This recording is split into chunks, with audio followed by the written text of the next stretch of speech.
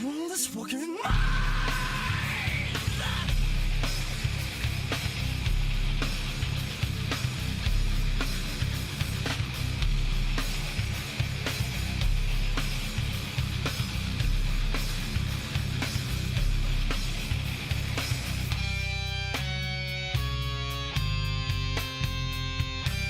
Welcome to the stream with sound.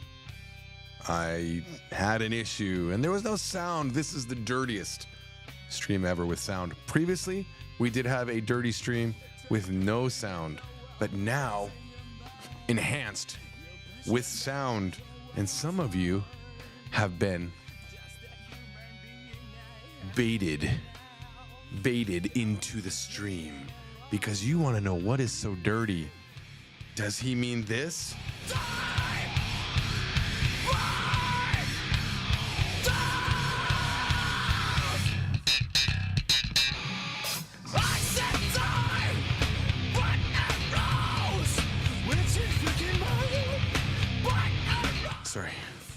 Sorry, the music got to me. Does he mean the underwear behind him that's clean stuff? That is clean. Welcome anyway. Sorry for that. Yeah. Updated some drivers today, and I guess I had to unplug and replug in a cable, and therefore we had no sound. All I did to fix it was unplug and replug, and now unfortunately I'm gonna have to cough. Still got a cold. Oh, one of my dirty things has dropped. There we go. I've picked it up.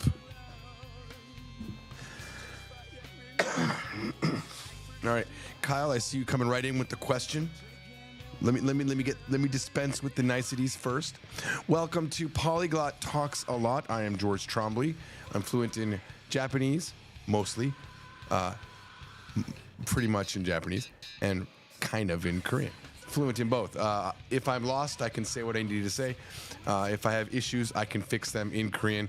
If a creepy old man is following me in the train station going every few seconds, I can loop around, turn around, and tell him "Tarajima," and he knows don't follow me in Korean. That happened. But if you have questions about language, mostly Japanese and some Korean, I can definitely help you out as a man from the back of the bus. Some old man sitting in the back of the bus with a sign that says, "I've lived here a long time. I can probably help you out. I will give you my best answer. And when I am wrong, some smart ass in the live stream or in the comments, probably a guy named Shimewaza, you've seen this guy, he'll have the answer before I have the answer." All right, so hold on to your question, Kyle, because I want to get to the main topic before we actually spend time doing those Japanese things that I just mentioned. I don't want to let the people that clicked on the link be lost, okay? Because those people that clicked on the link, they have an expectation that they can get what they came here for, and I want to give it to them. And the way we're going to do that is this. We're just going to chill out with some music. This is Adeline Paik, available on Spotify, not sponsored. I will go ahead and at this very moment share so that you don't ask later on the link. Here you go. All right, guys. Adeline Paik, one of my favorite Korean singers that also allows me to use her music via an epidemic sound license. All right. Now, give me a second. So Korea is clean, right? It's a clean country. When I'm streaming, everyone seems to say that it's clean. But the reality is, every night, some mysterious moped drives around the back streets of Gangnam and the front streets right in front of my place, and they drop these mysterious pamphlets every day. And then the next day, they're gone. Someone cleans them up. It's this never-ending process, and I have assembled a few of them. I'm collecting them. These are like my new Pokemon, okay? So I want to try to just show you what these are. They're dirty. I did pick up the cleanest ones I could get, though. But here we go. Ooh, what does this say? Let me see if I can figure this out because I actually don't know. I have not looked at it. Andengyo, don't know what that means. This is the problem with Korean. You learn how to read Korean, but just because you can read it doesn't mean you understand it. Like you can get the sounds, but what is it saying? 와그는 기분. Some, oh no, 기봉. Okay. choice는 무한. Okay, unlimited choices. That's this one. Unlimited choices. Okay, that's one thing. 고객 환영. Client 환영. That sounds like you could change the client. Ooh, this one right here. Lingerie. Lingerie 쇼츠룸. 쇼츠룸.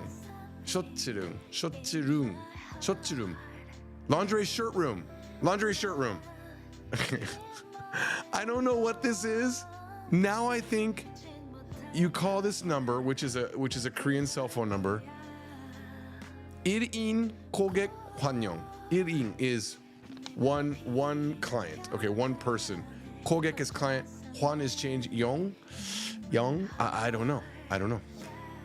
Maybe some Korean person can help me. I believe maybe you go here and you look at a girl in lingerie. I don't know. And shirt. I don't know. The kiss is a little bit dubious. Now, it doesn't say, like in Japan, I remember one time I got my hand on a tissue pack that they were passing out that was for girls looking for work that they just had to use their hand. Very dirty. I don't know what they were using their hand for, but it was just their hand, whatever it was. Probably they were screwing in some furniture nuts, like IKEA. They were just using their hand to screw in some nuts with like a screwdriver. I don't know what it was, but they could get 5,000 yen an hour. This was like 10 years ago or 15 years ago that I saw these tissues. God knows what they can get nowadays because hand jobs are hard to get. All right, so that's that one. We have another one. I don't know what this is. It's another one. They're gonna get better, by the way. I promise you, they're getting better. I'm not calling them Steve. I'm not calling them. First of all, there's no way. I'd be like, 여보세요, and they'd be immediately like, 여보세요, 고객님. I'd be like, 저는 lingerie 쇼츠룸에 가고 싶은데. I'd like to go to the laundry shirt room, and they was like, then they would be like, 님입니까? And I'm like, 이해 못합니다. That's what would happen. I wouldn't understand what they were saying for sure. Okay, another one. 1인 방문 환영. Okay, we need to look up 환영. So 방문 means visit. I'm guessing this is a ticket. Let's look up 환영, okay? Give me a second. We'll get this set. Okay, we're gonna figure this out together. We're gonna discover 환영. I'm guessing it's like a that's my guess, my educated guess. Oops, get into Korean mode here. Not Chinese mode. Okay. 환영. Welcome. Oh, okay. Oh, one single person visits welcome. 환영. Okay. 화이트 치름. I don't know. White chirum. Let's look up chirum. Chirum.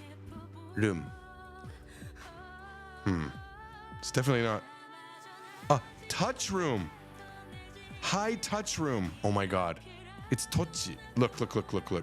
I always thought that was white, like whiteo, but it's not. Where's my tiut? Tochi. Touch. Oh my God. High touch room. That's it. Okay, high touch room. Okay, then we got 픽업 가능. You can pick up possibility. 픽업 가능. Don't know what that means? Oh. 20. Hang on, let's go back. This one's much easier to understand. Okay. 20대 여대생. That's 20-year-old schoolgirls. What? 야한 means nasty. Right? Nasty. 수호 mind. Yahan means nasty. Sui mind. Mind is mind 100%. Let's look up Let's see what sui means. All right.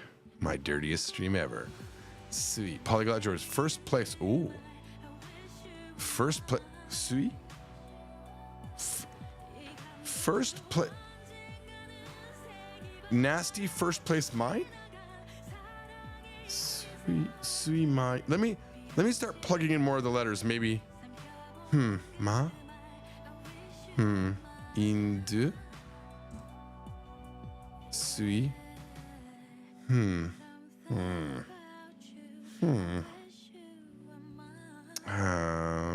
Sui.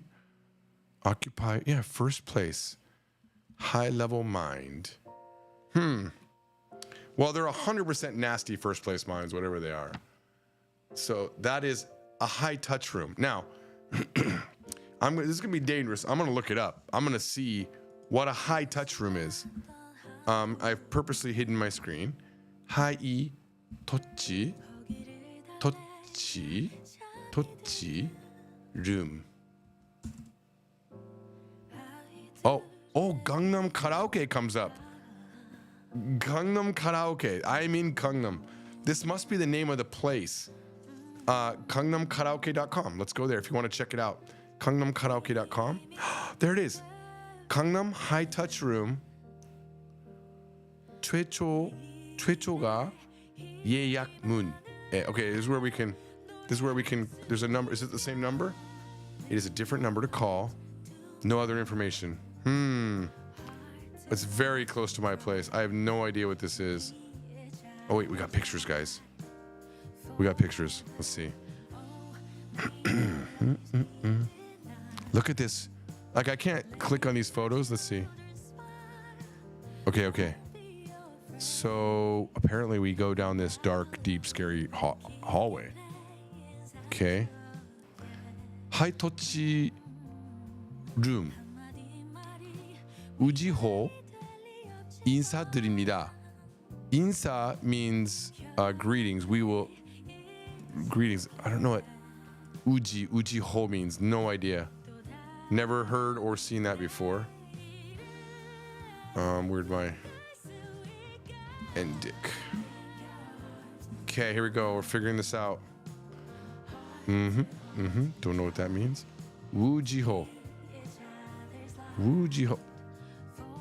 Uji. A crybaby. Uji is a crybaby?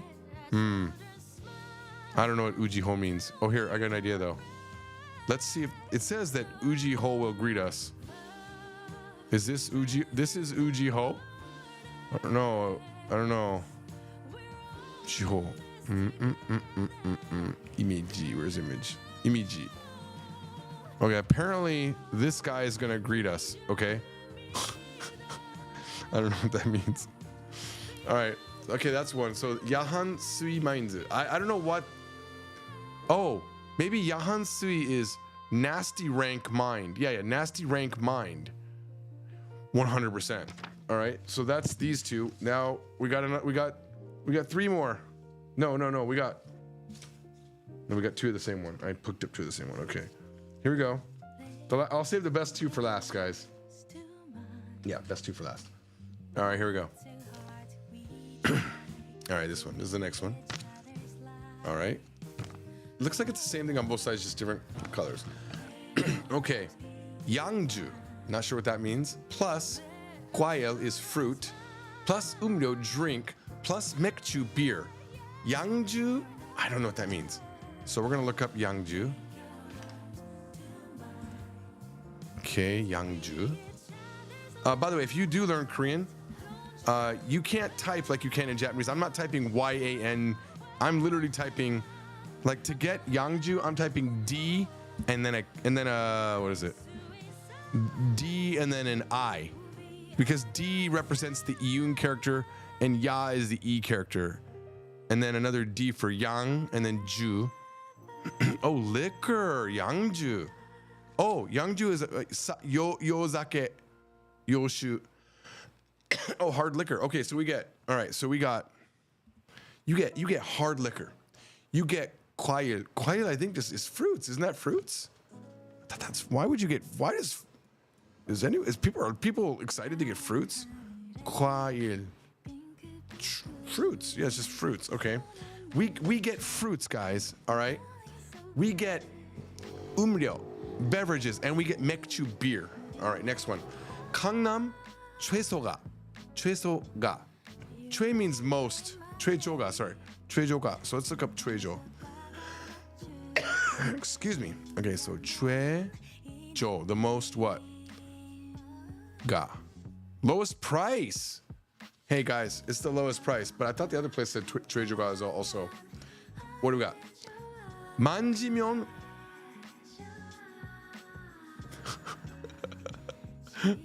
만지면서 노는 하루 200명 출근. Wow. Okay. I know what that means. 만지면서 in Japanese would be 사와리 나가라, while touching. 노는 아소부, play. 하루, in a day. 200명 출근. 출근. It means 200 people in a day go out that can be touched while playing, while hanging out. And you can visit by yourself. This is also laundry shirt room. What is a laundry shirt room? See, I'm expecting this to be karaoke. That's what I'm expecting this to be, because I know you can order girls to karaoke to sing with you and hang out with you. But here you can touch them. This laundry shirt room, and I'm sure it's not foreign friendly for sure. So don't get excited about, like, don't take down this number and think you can go. If you're not with a Korean person, I doubt you'll be able to get into a place like this. But I don't know what lingerie shirt room is. Never heard of that. Okay. 강남 촌지역. 촌지 must mean nearby, I'm guessing. I thought that was 근처 though. 촌지, pruning. 촌지. 강남 촌지역. Let me put the yoke on there. Chiok is like area, right? Yeah, area. I don't know what the chon does to it though. Chonjiok is national. It must be like all areas, maybe. Chonjiok. All areas of Gangnam pickup. That must be what that means. Okay. All right. Still don't know what a lingerie shirt room is. Let's actually, I think I typed that in once. Let me type that up again. Oops, I wasn't showing my screen. Give me a second. I'll type that in again. Gonna go hardcore on this search. This is some Korean study right here. 란제리 쇼츠.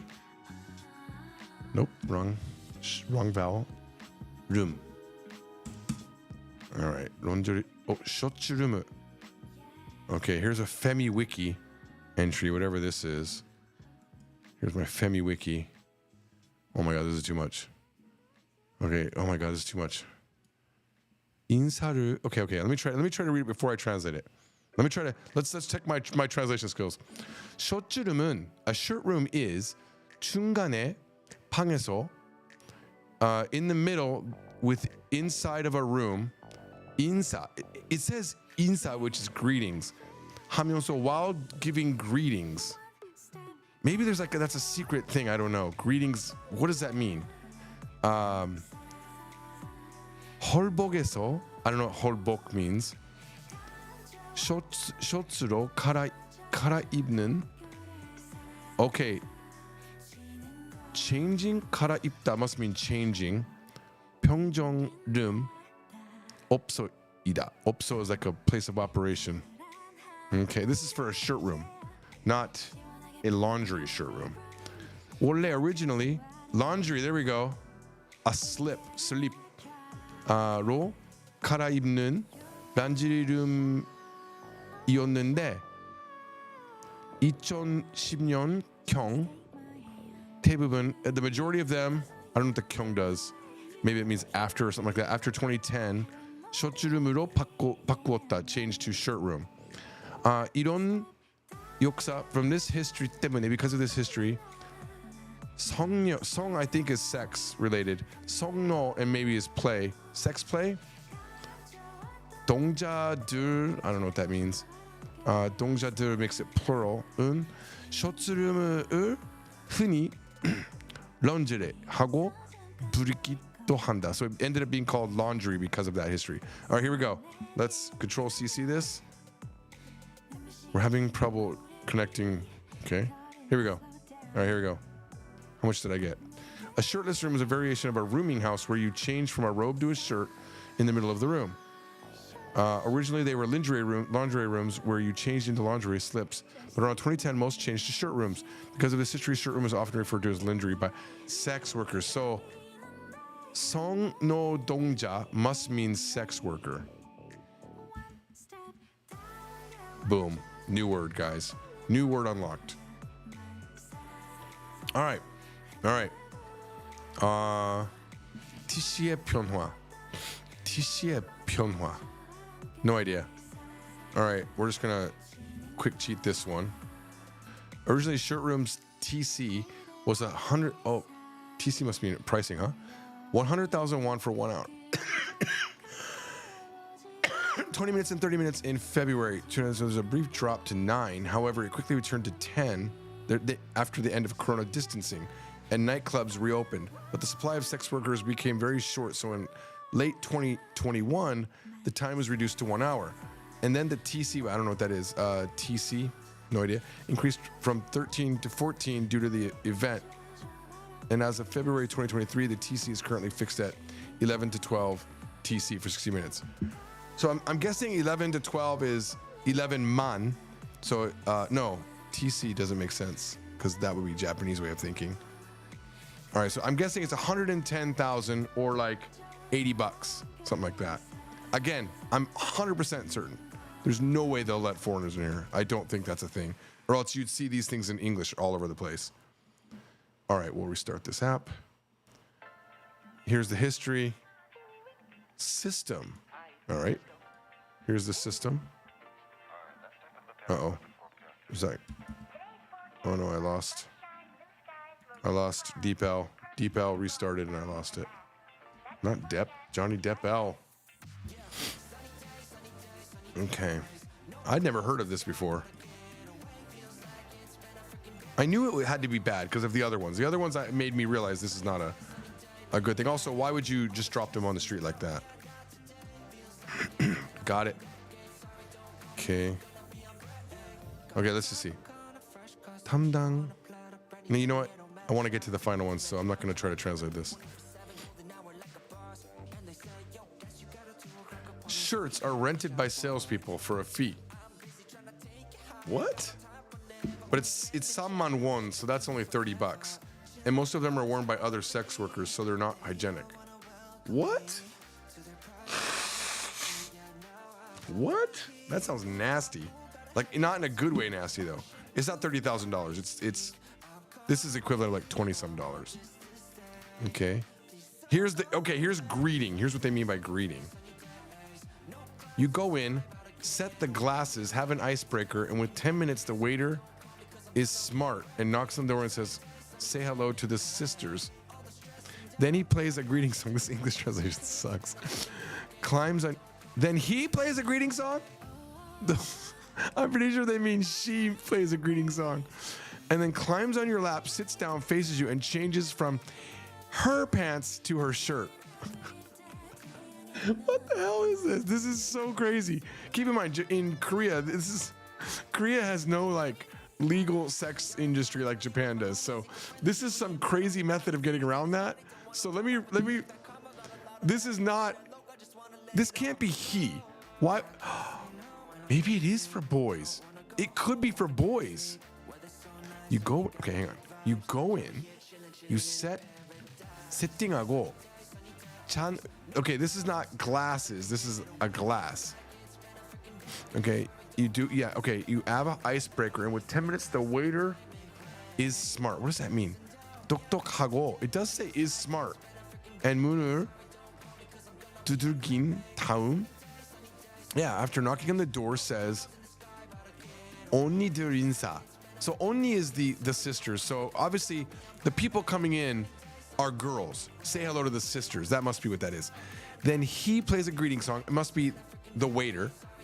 But that sounds like he climbs on your lap. I mean, I doubt it's that. That can't be that. Could you imagine you translate this and you just assume it's a she and you go in and it's a he and you're like, dude, that's what you paid for. This is for guys. Come on, guys on guys.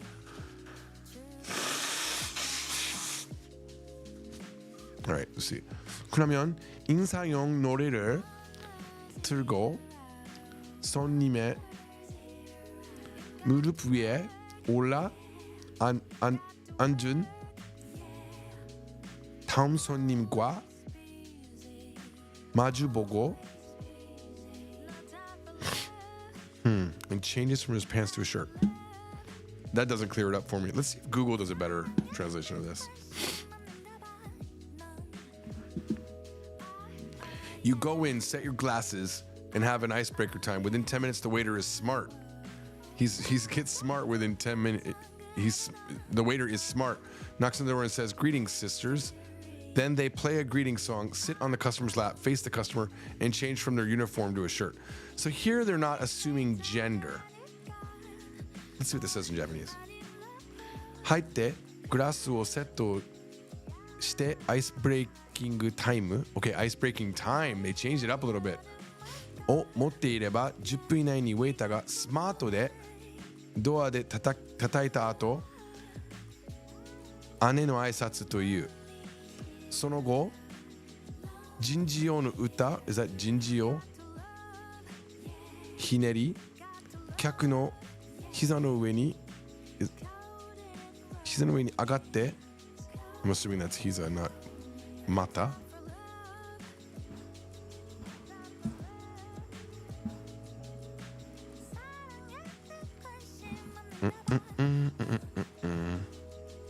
Let's go, baby. Hiza. Okay. 座った後に客に向かい合ってドレスから dress, not pants. ドレスからシャツに着替える Okay. So they changed from a dress to a shirt. Very interesting. インサノリボンホ Wait, the song is AOA's Excuse Me? This is like a karaoke song. Oh, okay. It must be a karaoke room then. This is a number on the TJ Norebang machine. Tishi. I don't know. We already read that. So there you go. No idea what this is still. I'm guessing this is the girls coming into the room.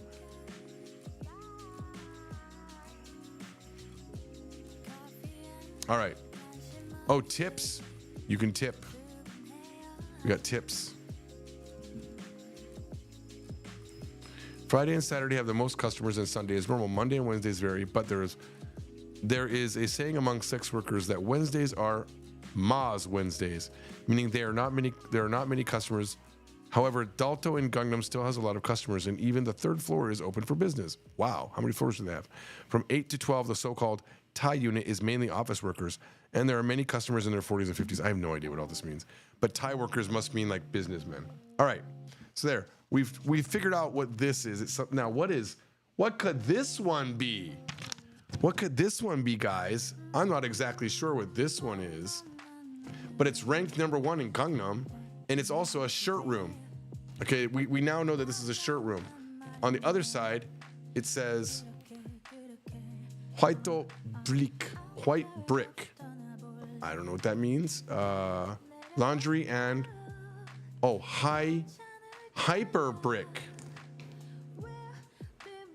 Hypoblique. I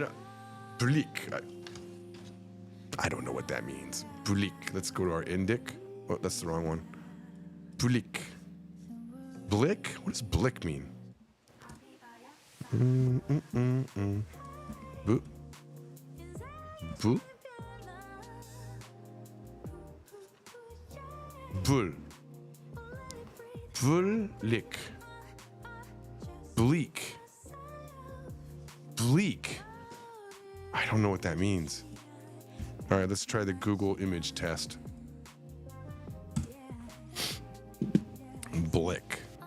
Maybe it's a type of dress or something like that. No idea. Bleak. Oh. Definitely don't want cameras in there, huh? No idea, guys. No idea. Okay. Actually, let's try hypo. Oops. Gonna be in Korean mode.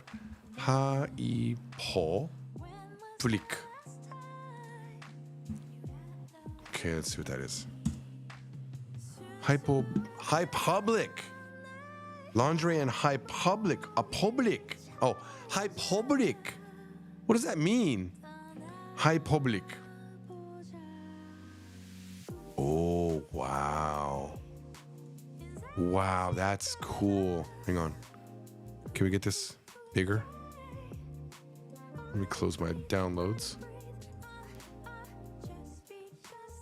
Gangnam Party High Public. Okay. This is the phone number? It is not. This is definitely dubious. All right, we got one more. Oh, wait. Okay, I'm sorry. Hang on, I gotta blow my nose. Sorry, I don't mean to interrupt our progress. Boonlick. It's not Boonlick, Kyle. Kyle, to me, I don't think they change in front of you. I think they change on top of you. I think that's the fetish thing that you're going for, right? Is they're like on your lap changing. They're pulling off their dress in front of you. I'm assuming they don't have a bra on, and then they put their shirt on.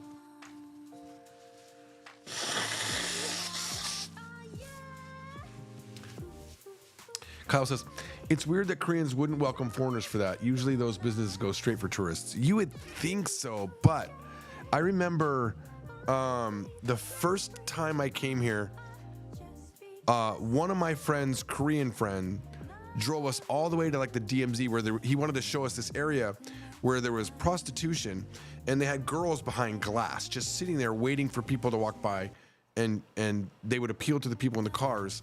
They would like call out the window like "Oppa," and they would say stuff, right? And we were driving around in a car with tint on it. The minute we rolled down our windows, because he'd already told us there's foreigners not allowed. We were just going to see the girls. That's all we were doing. And he thought it was fun for us to see it. And we rolled down the windows immediately, and the girls just like stopped talking. The moment they saw my friend with blonde hair and me with my American face, oh my God, my cold is hitting hard. Hang on. So anyway, that was a long time ago. And there used to be a place, and I don't remember exactly where it is, like in Itaewon. There's a special street apparently just for foreigners, and they would have girls behind glass like that. And we walked down it once and went into a bar once, and a girl right away was propositioning me, but I wasn't going to do it, so I didn't do it. I didn't even know enough Korean to have that discussion, but it exists. All right, now let's see what else you said before we move on. I think it should be noted that especially with sex work not being as legal in Korea as Japan, that their wording must be particularly hand-wavy. It's true, I believe, yeah. You can't exactly advertise illegal activity. I agree with that. This is exactly what I do with Japanese, trying to read something, slowly learning words with grammar. Yes. Sounds like they change in front of you? Yes. Okay. All right. So this is the final one. Ready? Oh, wait. I take that back. We're not on the final one. We're still analyzing additional wording that we had on the back here. So it says 70 rooms. They have 70 rooms, guys. 70 rooms, 150 people working for them, and they're all apparently college students, female college students. And then again, with the hard liquor, fruits, beverages, and unlimited beer. And they like single clients more than anything. All right, here we go. And that means one person, not actual single person. All right. Put that in my collection over here along with my Pokemon cards. All right, we got one more, guys. This looks like an AI generated image. I can't tell if this is real. All right, this is maybe this is just a karaoke place. It says Gangnam Karaoke, but then right below it says shirt room. So that's a shirt room, which I literally was saving to read these for the live stream, so I didn't see that word shirt room. And it says 20-year-old college students. That's the same thing on the back. So that's the final one. There you go. ta-da, my dirtiest live stream to date. And if I get more, we'll do a second update to it if I find more. But it is the whole front row of my, like the whole street up to like McDonald's from my place, half of it's littered with these things. They just, and I've seen them do it on the back street of Gangnam. They're just like, they'll drive with like a moped and the guy's just like throwing them.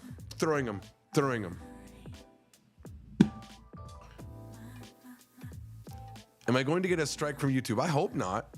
I didn't say this was made for kids. This is education. I'm not promoting. Oh my God, am I promoting? Again, I'm telling you, I promise you, number one, if they allowed foreigners, there would be English on this. They don't allow foreigners. I promise you. There's no way.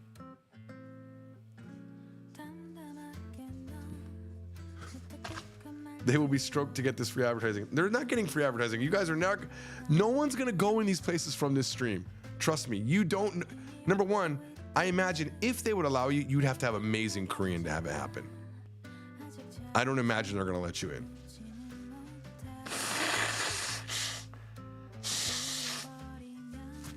All right. Although I will say this place looks really awesome. Like I want more pictures. Like, can I get more pictures like this? Search image. They're not making the image. What's this? Okay. Open image in new tab. I just want to see the image. Ah, dang it. Oh yeah. Dude. Oh my God. I need the budget to design this room. Dude, I don't want to do anything but go here and sing karaoke. This is awesome. There is a speakeasy in Korea too called Alice. Let me see if they're still around. Yes, in Cheongdam. I've been here. I went here once with my friend Kathy. I'm hoping it's still open. This place was absolutely awesome. Ooh, maybe they don't have pictures. Let's see if we can get pictures. Look at this, dude. Look at this. Open. Okay. Well, I like that they have this function. This is a really nice function. Look at this. Isn't this fucking cool? Like, this excites me in terms of like, this design is amazing. And I remember the bathroom. Like, the bathroom's on this back wall, but it's hidden. You have to like push a panel on the door and then it opens up. Oh yeah, this is so cool.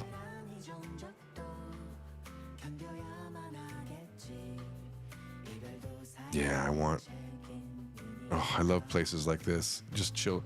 So I have like a really cool karaoke room set up in my house, but it's not this cool. Nowhere near this cool. I've got to up my game.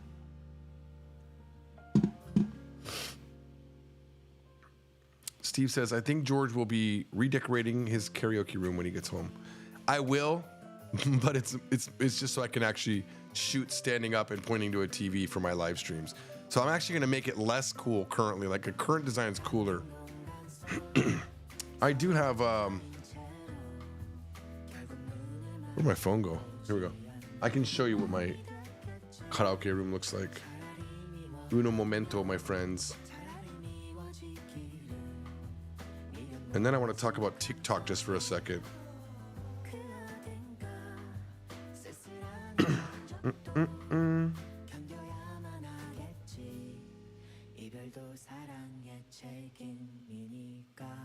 So this is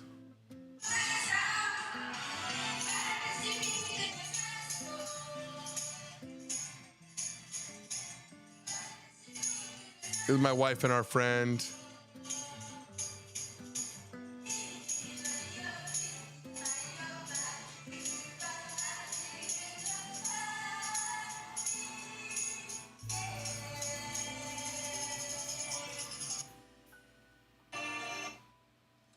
Okay. Let's see if I have another video.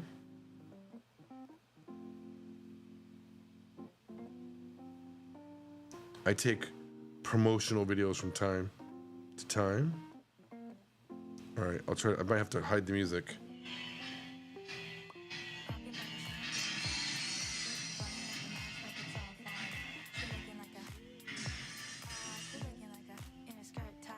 So this is my karaoke room.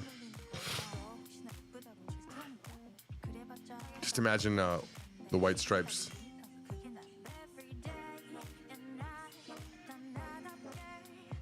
But see, it doesn't have the vibe of that other picture, right? I mean, I spent a ton of time building this particular version of the room. It's my hobby to make this room. Fog machine coming here in a second. Oh no, it didn't go off. No. Yeah, I don't quite have the vibe yet. The fog machine didn't go off in this particular video.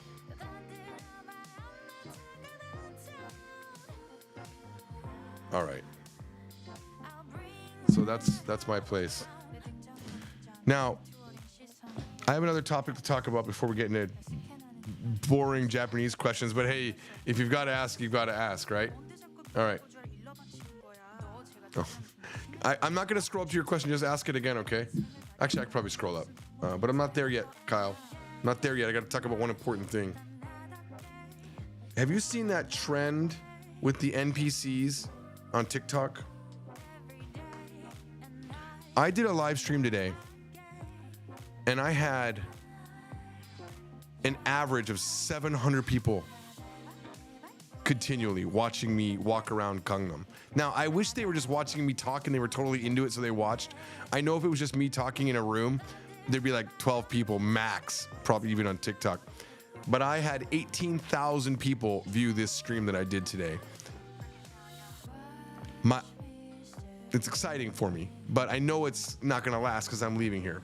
There is one YouTuber though, one TikToker that right before I started the stream, she came up in my scroll and I thought, oh, I'm gonna show this girl to you. She's Japanese, she's amazing. But I had doubt that she was real. But this particular, so I'm gonna show you an earlier version of her. Give me a second. Okay, so here, watch this. And this, I think I can show you the sound. Hang on, let me get my Bluetooth going. Hang on. And I'll plug her sound in.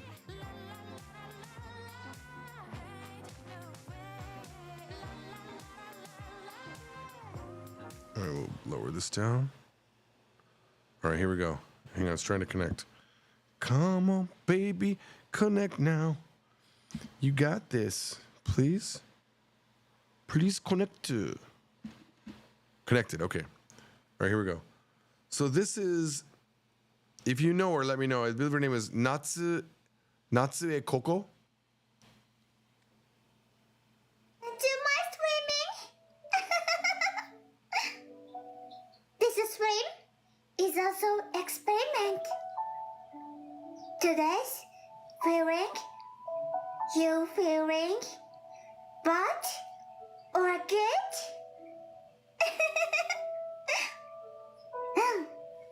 Look at how real she looks for the, like real fake, I mean. 1, 2.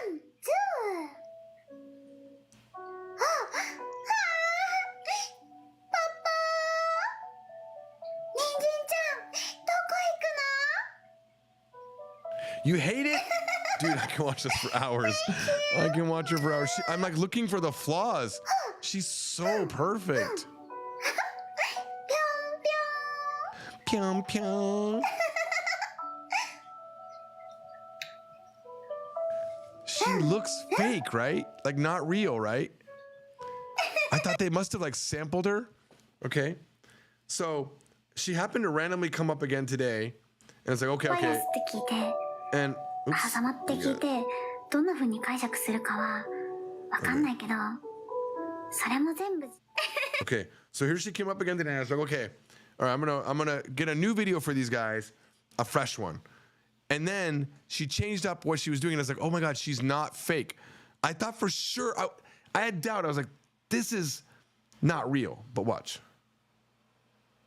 This is literally 30 minutes ago.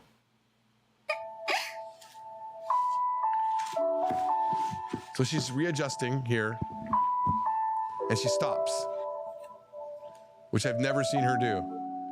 Look at how cute she is. Come on. She's so adorable. めっちゃあざといポーズしたいな。 So this is what she called screenshot time. So she was making it so people could take shots if they wanted to.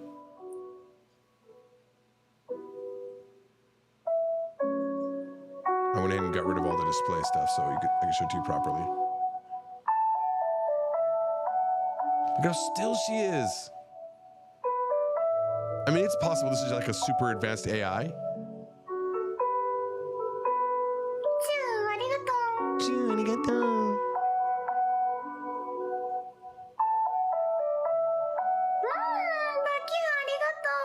She has the perfect face though.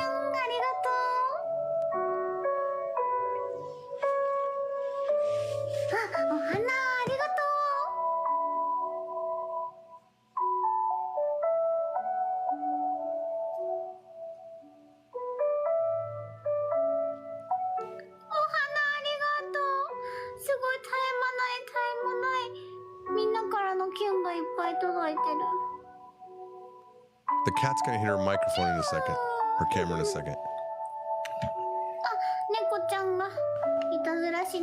See, that made me think she's real.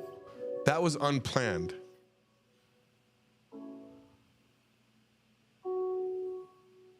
Isn't that relaxing though?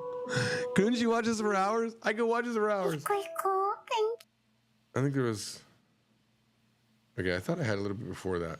Okay, while we're looking at it, there was another amazing thing that I saw on TikTok. There's this Blasian girl. It's mesmerizing watching her speak Japanese. She doesn't know English. She's like, I don't know what, not American, but it's like Nigeria and Japanese. しかできないからさ。で、ガって食べてしばらくもぐもぐで喋る時間結構長く取るみたいな。でまたご飯食べるの忘れてたと思ってガーって入れてみたいなやり方をしてます。美しい目ありがとうございます。Oh, a half, yes, half. それ鈴木。I think my connection was bad at this moment. She'll come back. Give her a second. それ鈴木。Bonjour, あなたが早口だからJapanese people use speaks too fast. Listen, sorry. やっぱ自分の国の言葉だとさ早口になっちゃうじゃんね。英語話せますか？話せません。挨拶ぐらいです。ちょっと little speak English. Anyway, she's 連絡先は super cool to me. Like I've never. でも簡単な会話ぐらいだったらすぐできる。でも日本語で返してたら意味ないか。ハーブで英語とか話せない人が面白すぎます。よりさん芸能人になれるくらいの喋りだし。そんなこと言ってくれてるのありがとう。Like it's just a rare thing. There's a. Oh, dude. Hang on. I'm sorry. She's still alive. Oh my God. Hang on. That's what that sound was. She's still alive, dude. This is live. 自分のことを縛り付けたり解放したりしながら私をみんなの人生の中に景色の一つとして入れてくれたらいいなと思っています。 If you put me in your life even as a background, I would feel happy. Oh, come on. Anyway, maybe she ended her stream. I will hereby officially close it. I don't think she speaks French. She said she only speaks Japanese. I watched her for a good 30 minutes. Just like, I was just mesmerized because that non-Japanese face speaking that level of Japanese was just like amazing to me. But I was even amazed the other day when I checked into the Toyoko Inn Hotel here in Gangnam.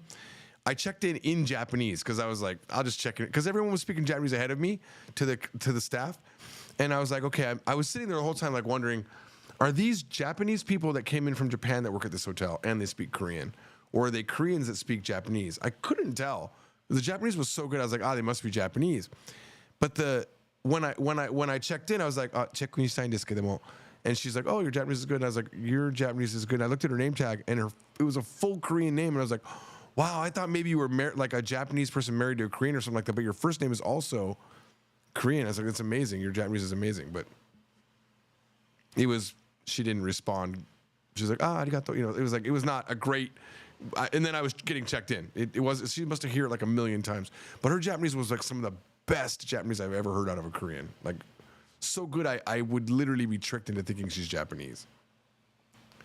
So you think she deep faked her face? It looks too much like one. Telltale sign that the face doesn't turn much. You think it's... I do believe there's filters on her. So if we go... Let's go look at some of her other videos. Where's TikTok? Oh my God, no. Hang on. I gotta do a search for her. It's Natsu-e Koko, I believe. Natsu-e Koko, there we go. 私はこういう Oh, she's still live. She's still 生き live. 物のね Oh, come on. Jesus, what's up with my internet? I'll turn off Wi-Fi.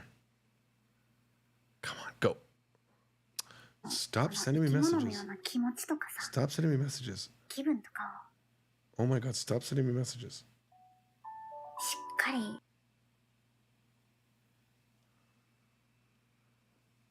Come on.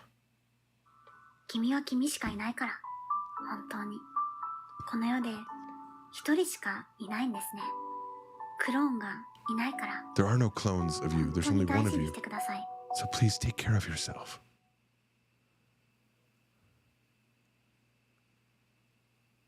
Oh my God. よかったですあんましこういうことね話 Oh my God, stop. Oh, it went back to Wi-Fi. Stop, get out of Wi-Fi. 私の曲もね聞いてみてくださいこれから Please listen to my song from now on. 今こういうねお話ししてて英語でアプローチしてくれてたりとかありがとうございます Thank you for すごいね助 talking か with り me ます and approaching me in English. いろんな言語で It really helps 自 me 分配信 We 中と talk かね全然説 in 明 many できる English, 状 even in 態じゃ English. ないから But I'm not in the 説 state 明し where て I くれ can. るとすごくね助かってます I'm not able to talk to you while I'm doing my live stream. But it helps that you're explaining to 歌 me. 詞にね詰めてみました All right, let's look 夏 at. ここっていう題材を使って She's got 1.5 million followers. She's my true rival. Okay, it does say virtual mod, so が let's see what this is. This is her sound. I'm playing her sound. All right, she's probably virtual. I don't know, man. I don't know. I'm confused, man. Dreamcore, imaginary friend. Okay, let's play one of these. What is this? Oh my God, my connection is so bad right now for some reason. I will never let you go. There's a secret I've been told. 好想要每天都很好。 She looks pretty real to me. Baby, please don't 放开手，紧握每一个步骤，一口两口塞口。Happy, happy, happy, happy, happy, happy, happy 游戏。爱我die, you will die, baby. What a life, what a life. Why don't we 就趁现在？ Oh, maybe she's pretty big. I don't even know.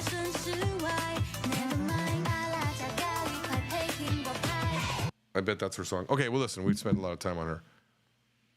Every time she comes up, I get stuck watching her. She's like,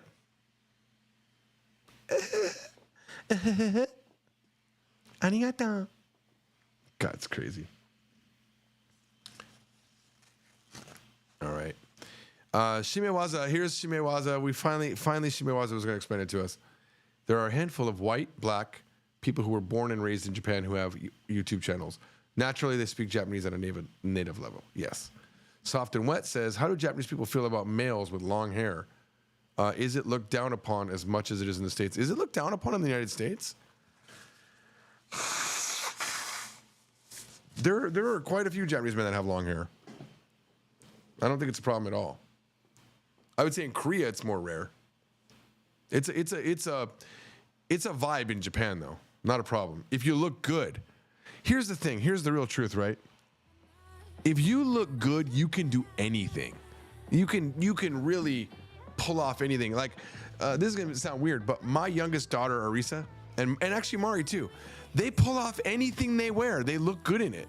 It could be the dumbest thing, but because they're attractive, they look good in it, right?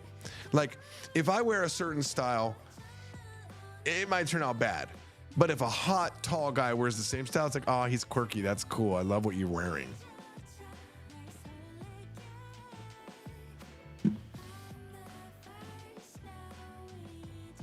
Kyle says, I just remembered seeing and hearing about an Instagram model with brand deals that never existed. Full AI. I think I saw that one too. Actually, there was a Japanese man that rode a motorcycle. He acted like a Japanese girl. Did you guys see that? It actually made quite a lot of news. Let me see here. Japanese motorcycle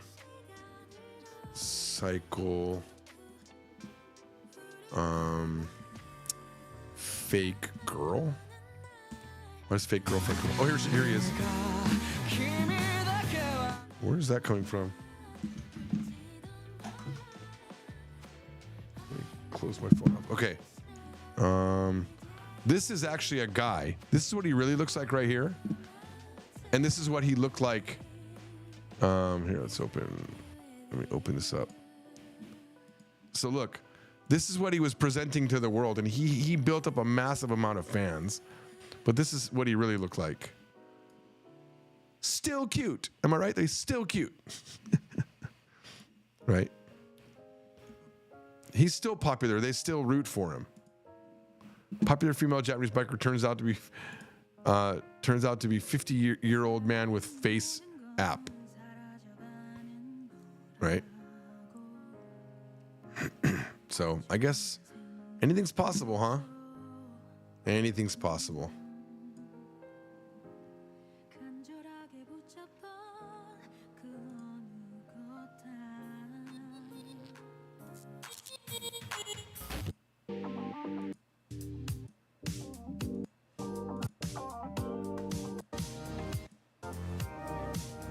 It's not that much of a stretch, you know? It just cleaned up his face a lot, right? That looks so real, though. Jeez. Oh, like there's even like imperfections. She's really cute, even though it's not a she. Her fan base started noticing unusual things in pictures, including masculine-looking hairy arm. Oh. They figured it out. Look at that. Oh, wow. Wow. It just looks like his daughter at this point. I think he's still popular, though. He told the TV show he enjoyed the feeling of becoming an online celebrity.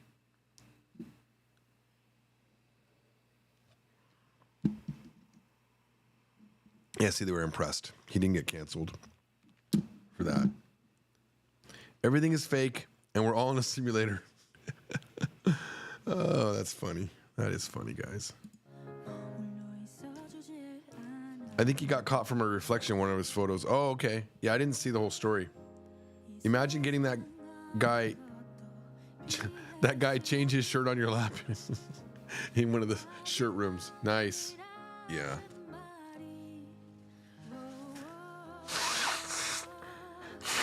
And not a lot of snot right now. I feel like the cold is waning. Nah, there's still enough. My lip is like sore from wiping tissue on it all day long. Well, guys, that was fun. So there you go. The dirtiest live stream ever. Let's I don't really want to scroll up and find the question, but I think you said it right here. How do you use kawaku to properly mean thirsty? Do you say nodo ga kawaiteru or kawaku? Nodo ga kawakimashita would work. Nodo ga kawaiteru also works. My throat is dry or my throat became dry. Both work. Kawaiteru, nodo kawaiteru. Nodo ga kawakimashita, nodo kawakimashita. Or nodo kawaita. All of those work. There you go. That was easy. Easy question. My nose is finally stopping its own streaming. Nice, yes.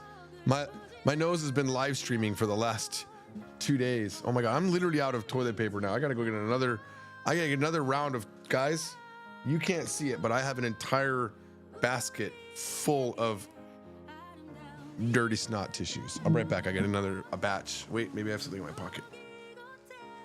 Boom. And these are actually better. These don't scratch my nose as much. We have the delicate Hana Serebu tissues. Oh, they're so soft. Oh, look at that. I don't know. Oh, gosh.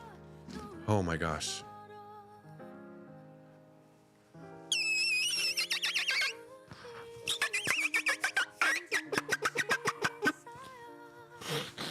Yeah, I just gotta blow that nose.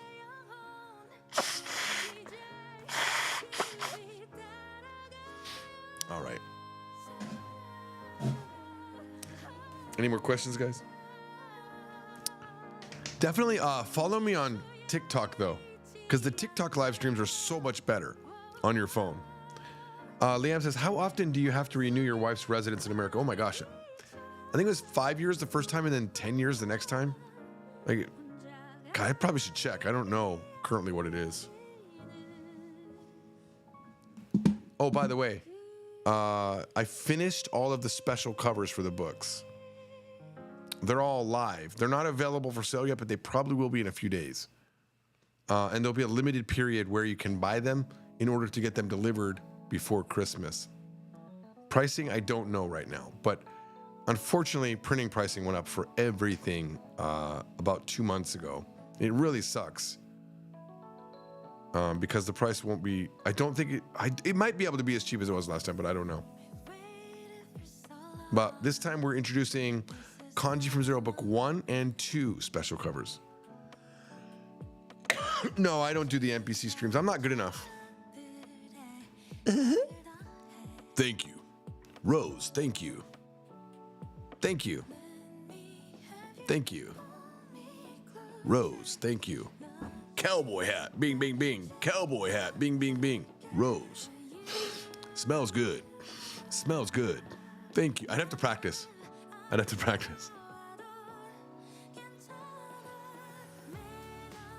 Yeah. I had a revelation. Well, first, okay. 2 things in the last 2 days that I think are, here's the gold part, okay? This is gold. Where are we? Where are we in the stream? How far in? An hour in. Here's the gold. Get ready. I had 2 thoughts. One self-related for my own business, and one that is something I'm going to work on as a saying to help you learn Japanese, like a mental beacon, okay, for you. The first thing is, I have a lot of work. Like there's so many projects running in the company. And one of the things that happens with me personally is that I get overwhelmed and then I don't do anything because I don't know where to start next. Like, I'm like, we have this baby polyglot series we've been working on, but I don't ever touch it. I've got revisions literally of every book except book 1 because that one finished. Book 2, book 3, book 4, not book 5, have revisions. Kanji from Zero Book 1, I would love to do a revision, but it's not going to happen. I'll probably release book 3 before I do a revision of book 1 because that's selling amazingly. I don't need to revise that. That's actually a pretty solid book. There's all of that. There's all the stuff on the web, the new content that I could create using the new tools on the web. There's my novel. There's actually I have like 3 novels that I'm working on, and I haven't touched them in a while. There's Japan story time that I definitely want to do, and now I've been working on Adventures in Asia, you know, or whatever that's going to be. That might end up being just Polyglot George in Japan or something like that. I don't know if it'll be on Adventures in Asia because it doesn't really fit the pattern that we had before. So all these things that I got to do, and I just get like I get decision paralysis where I don't know what to do next. And I had a thought 2 days ago. I think I woke up with it. That happens a lot where I wake up with it. And I thought this thought was good. And it was how I paid down all of my debt in 2012. So in 2012, just backstory a little bit, I was in a ton of debt. I hadn't paid myself in months. And creditors were calling me. Surprisingly, the bank wasn't calling for my mortgage, but I hadn't paid my home loan in like 4 months. I was really far behind. And every month, the car people just kept calling me for my van loan. It was not good. I mean, I was in the worst condition I've ever been in.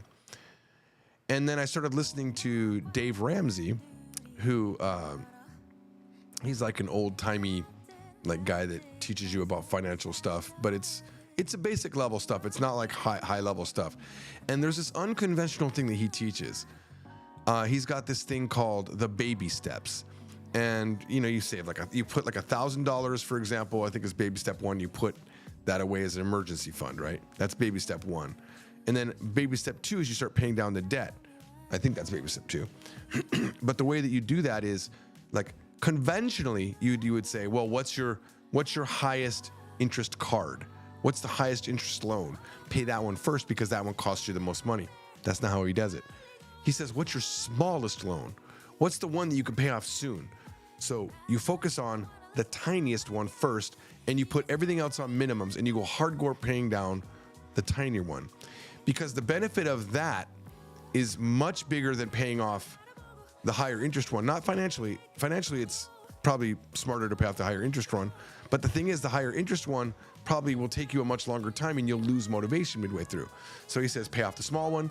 Then when you've paid off the small one, you take that money that was paid to the small one and you apply it now to the second smallest one. And you keep snowballing the debt the opposite direction.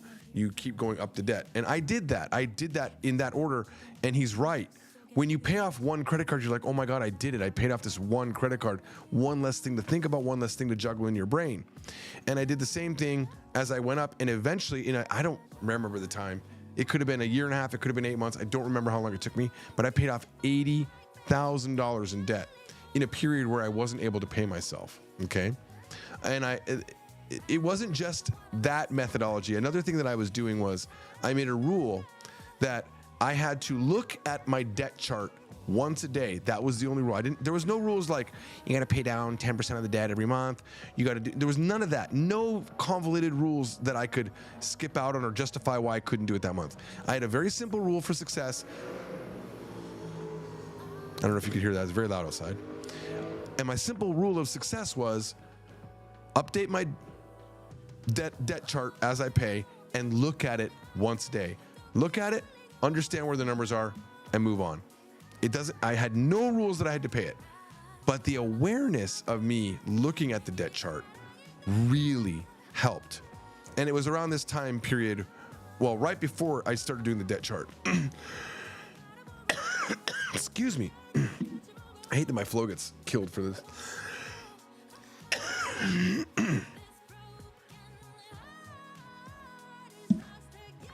Right before I looked at this debt chart, before I made it as a result of one thought.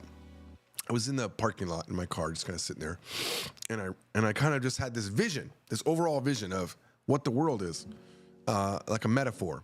The world is a bulldozer, but it doesn't know who you are. It doesn't target you. It's just a bulldozer. It just happens to be gunning for a lot of people. I was one of them. It was gunning for me. It wasn't paying me any money. I was in debt. People around me were telling me to foreclose on my property. Just things were horrible. But I realized that bulldozer does not know who I am and it's not personal. So all I've got to do is jump out of the way. And the way that I jump out of the way is pay attention. Paying attention prevents me from getting run over by the bulldozer. When I first made that debt chart, I didn't even know how many credit cards I had. I had one that I thought was one, but was two from the same named bank, like Synchrony Bank, but it was two different cards, both with wildly different amounts. So I could have easily messed that up and not paid. And you get the interest of the card alone is a problem, but when you don't pay, they have fees on top of that, and they can also have a penalty rate that they charge you. So just paying attention alone saves you money. Because at least if you're making the minimums, you're keeping them at bay. But I wasn't even paying attention that much, right? I would sometimes miss a payment because I didn't pay attention. Even when I have money, even when I've had money in the past, like in the good times, I would miss a payment because I wasn't paying attention. But before I went into this 2012, like complete downturn where everything was horrible for me, when the times were good, I had made a rule to myself that everything was going to be paid online. So even now, right now, I never pay anything. I don't have to pay anything manually. It's all auto deducted. Now, what I'll do is I will go in and up the amount, but I have an auto minimums that I always pay on anything. It's just a rule setting. So that was the one thing. So simple rule, looking at my debt chart and realizing that the world was a bulldozer and I have to jump out of the way. Okay. So that helped me. And 2 days ago, I thought, why couldn't I just do that with my work? You know, because I am stuck in chronic ADHD or something that prevents me from just pushing hard. I'm really good at paying debt and I'm really good in bursts. Like I am super productive in bursts. Okay. But I'm not good consistently, but I am good consistently paying down debt. Why? I don't know. Something about the simple rule that I take, that I always know what debt to focus on. It's the smallest one. Okay. Take, for example, my van. I had 2 debts. I had no credit card debt about a few months ago. No credit card debt. I had my mortgages because I have multiple homes, and I had 2 car debts. So my lowest debt was like $15,000 on my van.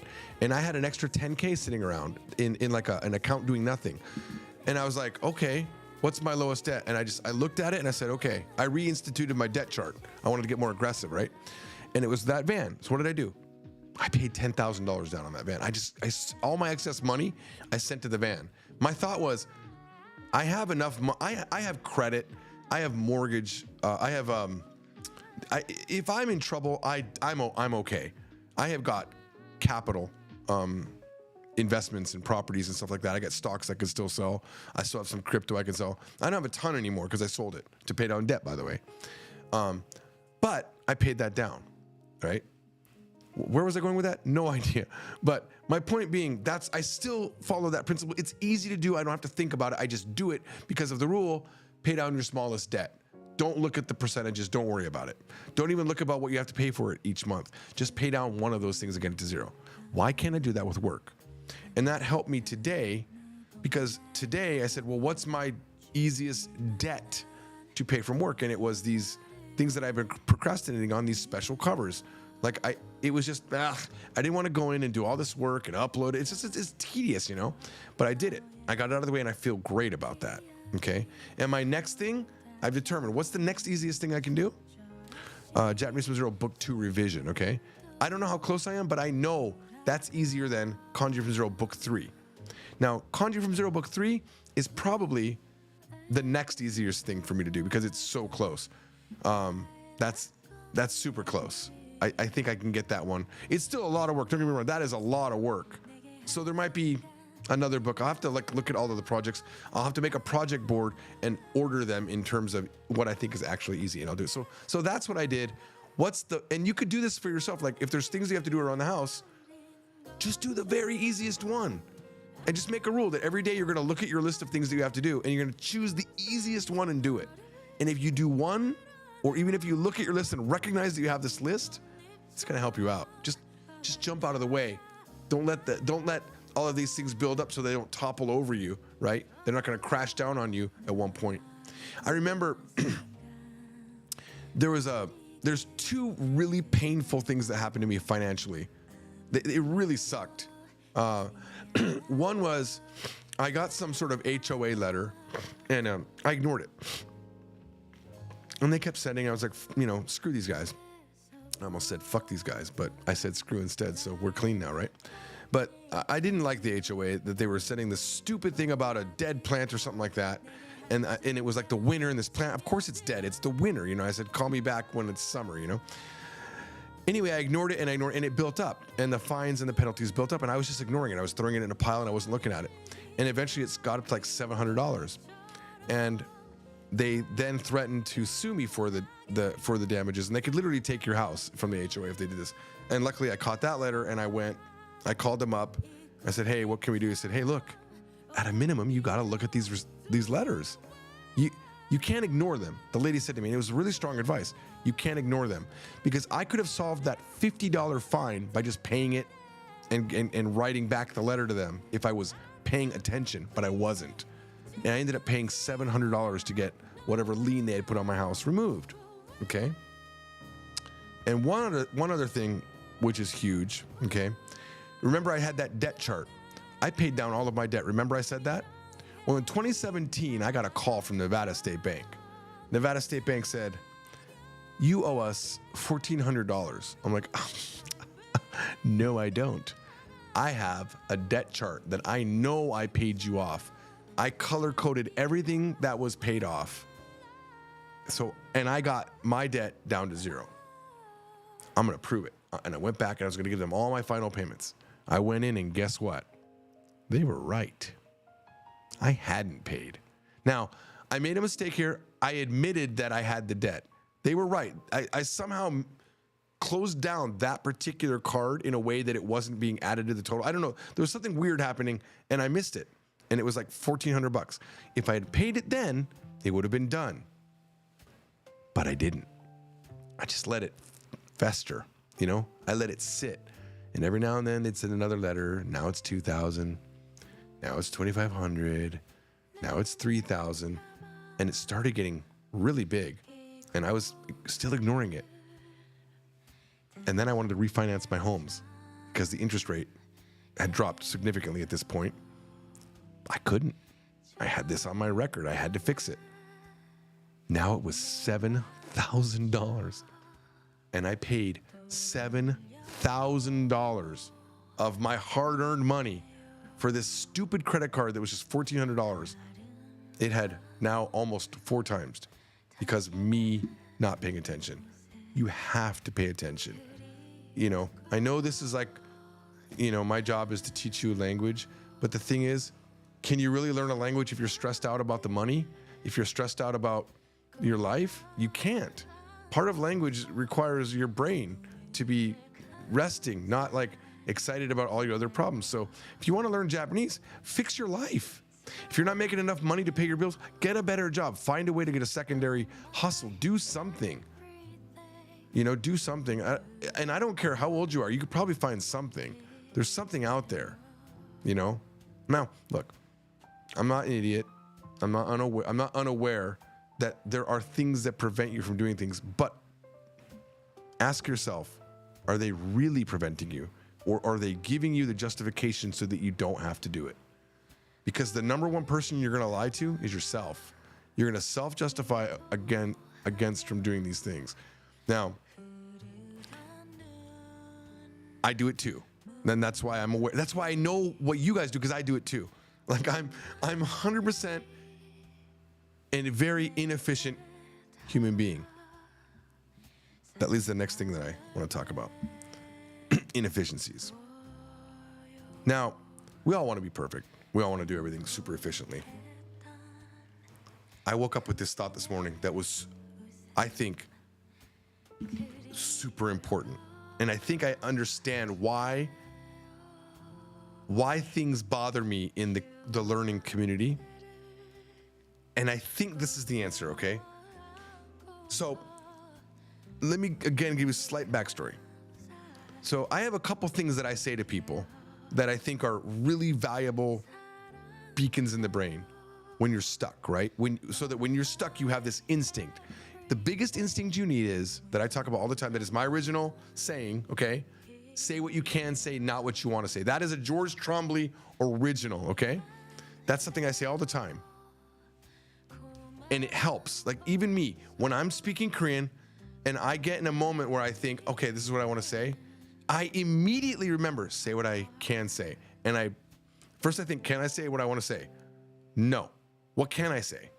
And I break it up and I say it, and it works like gold. The other thing that I say that is not my original, I got it off of a TED Talk. I don't remember the lady's name. I need to make an effort one of these days to actually find her again. But she did some TED Talk in Malaysia, and she was talking about this person that had like a master's degree in English, and they were and then she was talking about someone that works in the factory that spoke really bad English. But she said this person in Malaysia, that she gives this story where the person that speaks great English spoke a lot of things, but she had no idea what she was talking about, but her English sounded great, but she still didn't know what she meant. Then she goes to the factory and there's this Malaysian guy and he's like, this machine, it work well. Like he was speaking really choppy English and she understood him perfectly. And so she says, language is not an art to master, but a tool to communicate. It's so perfect with how I believe. that I've adopted that, and I keep that also in my brain, that my goal is not to have a Van Gogh in my brain where I have the best Japanese, the best Korean accent, my sentence structure is perfect, I sound like an AI model. No, because that is almost impossible to achieve. So if I try to do something that's going to take 50 years of my life to master, I'm not going to have any of the joy along the way. I simply want to communicate, and language is how I do it. When I'm talking to my best Korean friend Gao Yong, do you think my Korean's perfect? No. But am I having a conversation? Yeah. Am I enjoying the hell out of it? Yeah. I really am, because I love speaking Korean, even if it's wrong. So there's the two things.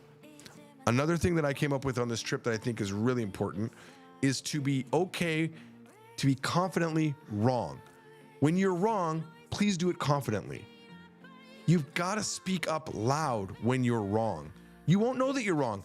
But I say that saying, if you're going to be wrong, you might as well be confident.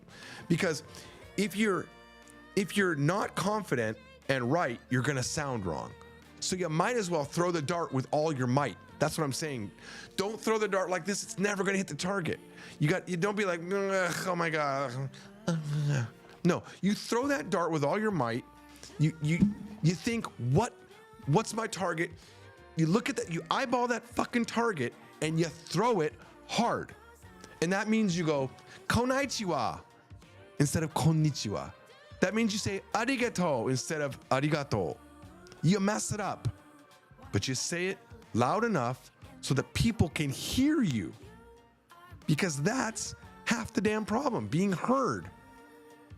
Because your weak ass wording and saying things isn't being heard. And I came up with this because when I got to the airport here in Korea, my luggage were missing. And I went to the baggage people who don't speak English. They didn't speak English there. The old man didn't, at least. But I was talking to him. I said it all in Korean. But I felt like I was weak. The way I said it was my first time in Korea in 4 years, almost 4 years. And I was just like, 짐 잃어버렸어요. 안 왔어요. 지금 제가 에어타그를 놓아했었는데 and I was like not forceful enough. I wanted to be like, but I wasn't. So that was bothering me for a few days, and then my brain was like, you need to be confident at all times, even when you might be wrong. That's the third thing. Okay, now I have a fourth one. There might be other ones that I'm missing, but these are the three that I have in my head right now. I have a fourth one that I came up with this morning, okay? And it's about the learning process. It's this. Learning is by necessity unstructured and dirty and unclean. It's not meant to be clean or regimented. It's supposed to get sticky. You're supposed to be very sticky and dirty, because your brain will take this mess of a thing that you just did, this bad experience where you weren't understood, even though you were loud, this thing that happened to you in a language, and it will obsess over it, trying to clean it up. You're giving it practice. Do you think your immune system is strong without you getting a lot of colds? You need to throw dirt at your learning. And that's the problem with learning on these pre-curated Anki lists. Make your own list of words that you have used, that you have heard. Don't let someone else dictate to you what you learn. In the very beginning of even the Japanese from Zero video series, where I make all of my money in life, what do I tell you? I want you to know what I tell you. Don't forget this. Learn from multiple sources. I need you to understand that I have one opinion and other books have other opinions.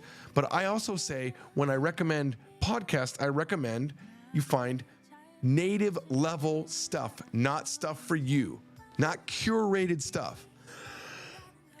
Excuse me. I was listening to voice actors on the radio this morning in Korean. Would that ever be in a book? No. And I was listening and understanding a lot of what was happening. And my brain was like firing. I go to sleep with these. When I take a nap in the afternoon, I'm playing that Korean broadcast. All right? but your practice and your review can be structured and very, very clean. That's when Anki's good. That's when sentences that you've pulled out of a conversation are good. But you need that original dirty, right? You know, you need to give your brain mysteries to solve. Okay? There are no mysteries in the stuff that we teach in the books. I literally say, we're going to talk about this grammar. Here's the grammar. So what you need is mystery. You need unstructured. And I'll find a better way to say this in the future. I'm still trying to figure out how I'm going to say it. But I really believe that. And I don't have the right analogy yet, you know. But when you clean a drain, there's this thing you can pop down into the drain, and it's got all these different like hooks on it. It's to grab all the crap out of the drain. That's how you get a good drain cleaning. You have things to grab onto things. Your brain is the same way. It needs these things. You know, I cannot tell you, and this almost ties into why mistakes are good, right? But it's beyond that. The whole process needs to be dirty. Not just a mistake every now and then. But we had a time where I asked people to give me mistakes that taught them things, and there was so much variety. It was so fun. And not only do these mistakes that happen give you a learning experience, it gives you a story. It gives you character in that language. It gives you a history with that language. I mean, I can't tell you how many things I remember learning and then the first use that I used after them. I remember walking with my girlfriend, Saori. You don't hear about Saori a lot. She was my first real girlfriend, okay? We dated for a few years. I remember walking with her, and I think she said it was either atsusugiru or her parents were kibishisugiru. And I don't remember which one it was. But my Japanese level was not anywhere near where it is now, right? Obviously. I didn't know sugiru. Did not know that. That's where I learned it. In that moment. It wasn't a mistake. It was just I was having a conversation in a non-determined conversation where a random word came up and I didn't know about it. All of my good memories are mistakes, as a matter of fact. I remember one day, she this is not a mistake, but just something that she said to me. She said, "What does clocking the hose mean?" It was in a song. What does clocking the hose mean? That was a question she had. And the other day, my friend Kelly, my Korean friend, whose English is really good, but she sometimes messes up things. She said, "It's really a cock and egg problem." She said it's a cock and egg problem, not chicken and egg. I died laughing that it was a cock and egg problem. I said, "Oh, yeah, it's a cock and egg. It's one of those type of problems." And then she knew she messed up, and she said, "Oh, it's chicken, isn't it?" Yeah, it's chicken. Okay. This is how you get interesting in the language, is having experiences where you've messed it up. It's a layer of memories that you're gonna have. Okay. Like when I meet people for the first time at these language meetups, I promise you, every single time I talk about my introduction to Korean, I talk about how I called myself penis. How I named myself wrong out of a typo. I typoed wrong. I didn't say it.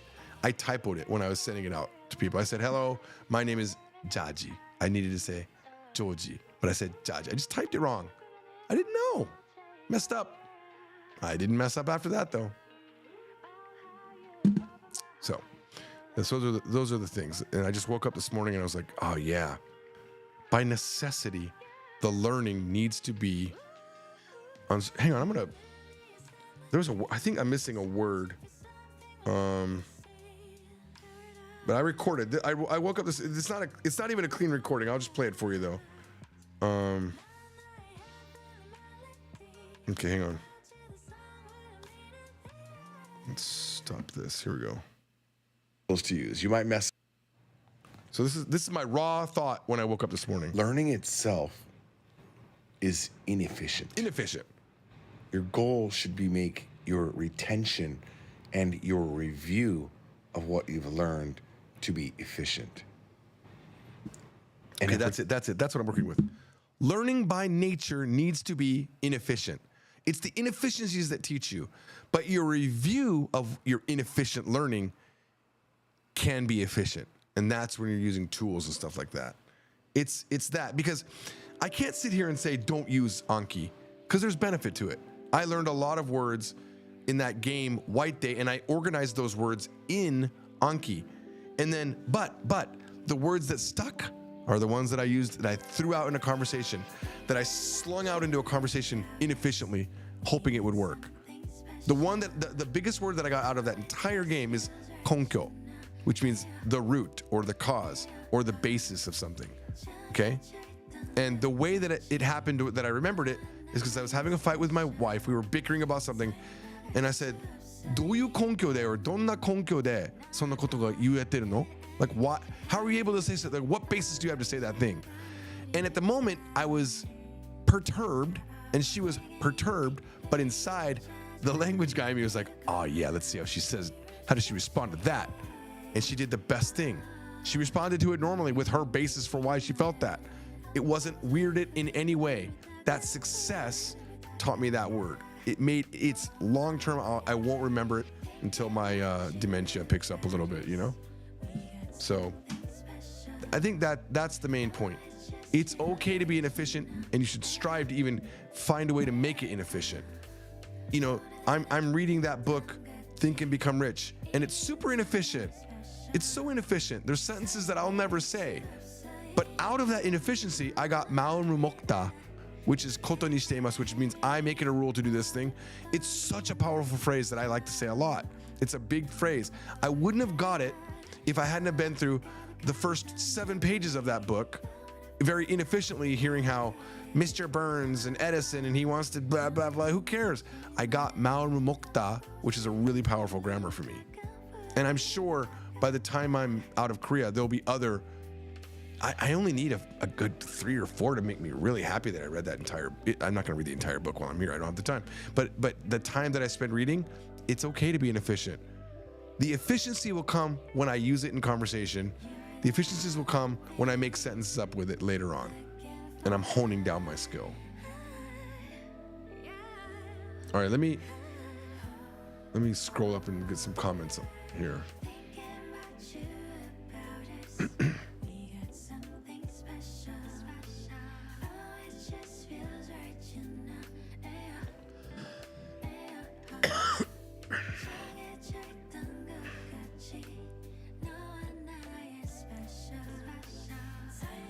Mo says, is Adventures in Asia returning or coming back, or did I mishear? Let's talk about that.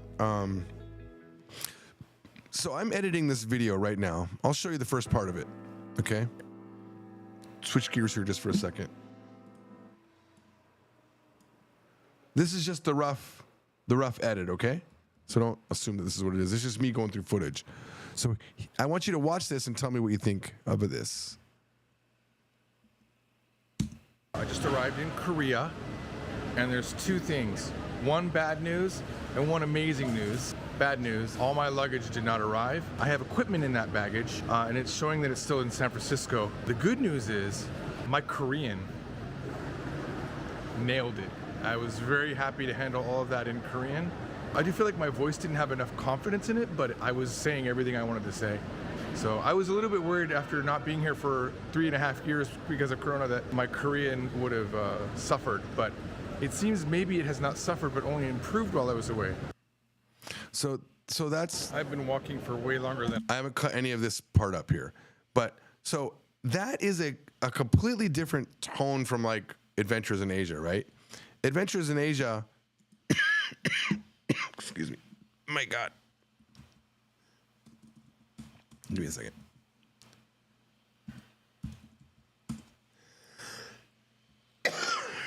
All right, Adventures in Asia. Look at the difference in Adventures in Asia, okay? All right, guys. We're going to be doing the old switcheroo here at the drive-thru. We are going to plan what we're going to order so they hear no English, and we're going to just order like dabuchi hitotsu to, like completely in the best Japanese. And then when we get to the window, we're not going to speak any Japanese. This used to work when I was younger. I don't know. We're in a very country location, Goshogawara. We just tried to go to the festival. What we're gonna try to do is see if we can get a reaction. So we'll do dabuchi miru de 2つ。1つはコーラで、1つはコーラゼロお願いします。The thing is, if we don't speak English at the window, it won't work, right? So we're gonna have to speak something like, we'll have to say like, oh, excuse me, can we get some extra napkins? Or like, oh, can I also get a cup of water, please? What would be a good one? Oh, extra ketchup, that'd be good. Can I get some extra ketchup, please? Ketchup. You sound like Honestly, such an they might not. asshole when you say Huh? it, though. You sound like such an ass to me. Excuse me, can I talk to the manager? No, I ordered a triple cheeseburger with spicy ketchup. Oh, what if you know what? There's a problem with our plan. What? McDonald's tends to have people at the window. So it's very possible that this is gonna be our whole idea will be shot. It's hard to tell.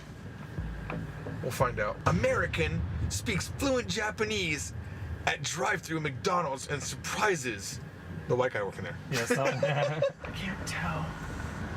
No, it looks like theoretically it's gonna be the machine. Yeah. ダブルチーズバーガーセット2つと、サイズは L で。それからです。飲み物のは何がいい？お前何がいい？ No, I'll just do it like that. Oh, yeah, I'll just so she can hear like me talking to a Japanese person. 一つがコーラで、一つがコーラゼロ。お願いします。I should come up with something that's more difficult. I feel like asking for ketchup's too easy. They like just get there right away. Right? Do you have gluten-free options? Do you take dollars? I only have $1. What can I buy with $1? No, that would just be mean. What if I don't understand her?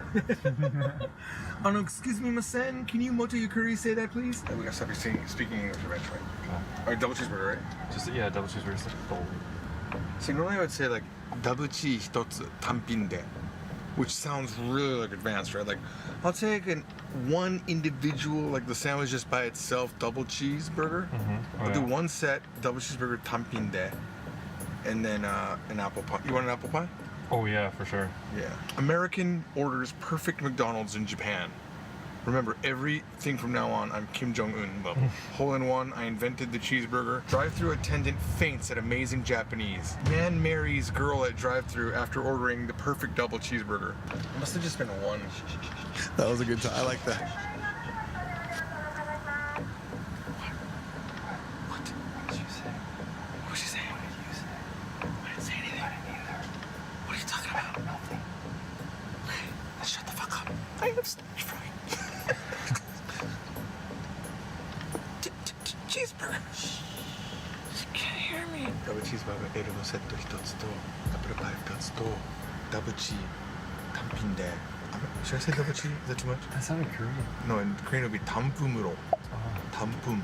I do it there too.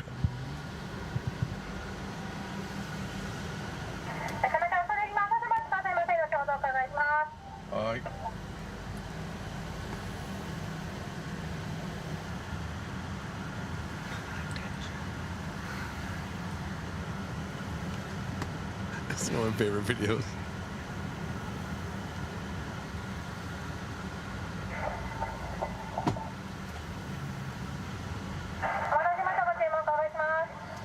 Double cheeseburger のセット L で飲み物の方がコカ・コーラで、あとは単品でダブルチーズバーガー1つと L の、コーラゼロ1つとコーラゼロもこちらも L サイズですか？はい、L サイズで、でアップルパイ2つとお時間3、4分いただきますとよろしいですか？大丈夫です。アップルパイ2個で。はい、1個で。あとは大丈夫ですね。はい、以上です。はい。はい、お会計が1480円です。自分の子供の口をお進みくださいませ。はい。God, why was I so nervous? Like ordering. I just noticed too, by the way, that even though I did this in the story time, I said hitotsu and she came back with ikko. But in Japan story time in that video, I said, I think the exact same. I literally think the exact same thing happened. Or maybe I said ippon and he said came back with hitotsu. So that actually happened here. So I'm pretty happy to see that the exact scenario that I came up with in that story happened for real here. McDonald's. I just want to do like the best Japanese. Okay, so I'm just gonna hand her 2,000. So she'll have to think about change. You should have a dollar bill in there somewhere. Like Shit, where's my money? Where's my money go? Did I just lose? Oh my god, hurry. Dude, I just lost my end. Dude, here, do I need... No. Where did it go? Dude, I swear to God I had my end right now. Oh, dude.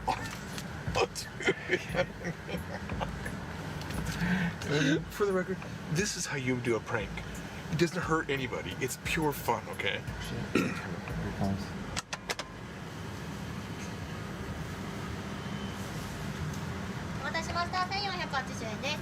Can we get some extra ketchup? Extra, please. Oh, thank you. ケチャップは 3, please. 3 Yeah. 1万円お預かりします。小さいのなくてすみませんでした。あ、大丈夫ですよ。はい。 Just throw the random gem. 8000円のおはい、返しとありがとうございました。 120円のお返しです。はい、はい、ありがとうございました。お疲れ様ではいす。 Totally. Just not phased at all. Greatest prank ever. The ultimate Man letdown, pays dude. with $1 bill and gets it Hey, returned right in Wait, his did it get face. returned? It's just like, I don't need this. I didn't even. You know what's important? We had fun. And there was the tension. There was the tension of the Oh, people the watching. They're tension. like, what's going to happen? It's such a letdown. Can we do an official apology? Yeah. Guys, clickbait. You got tricked. お待たせしました。はい、ありがとうございました。蓋へこんでる方がゼロコーラです。へこんでる方、はい、ありがとうございました。お疲れ様でした。はいお疲れ様です。 Whatever, dude. Why is she so professional? This is actually the ultimate prank to the audience, maybe. Ultimate prank. Yeah, man. You got pranked. Oh, my Japanese is so good. You know what it was? I was smiling. Because when I smile, I got slammed. Oh my god. Because seriously, look when I smile. Like, my eyes are very I slanted. guess. They think I'm probably, she Oh, probably you thought I was wonder- Japanese. Oh shit, Oh I'm my god. going the wrong way. Going the wrong. Just gonna back it up. Just gonna back it up. We got pranked.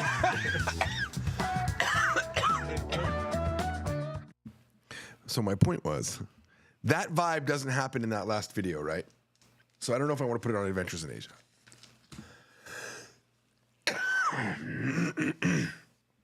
Oh my God, I need more water. I'll be right back. I think I'm out of water though. Hang on.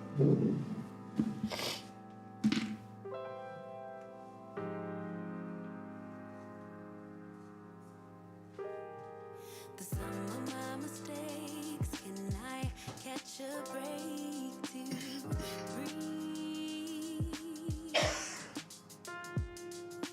Not a perfect man, but I understand the journey. So Oh my God, I'm dying, guys. There's this massive itch on the left side of my throat. Please, please. Oh, that helped. That helped a lot. Ah, 많이 도움이 됐어요.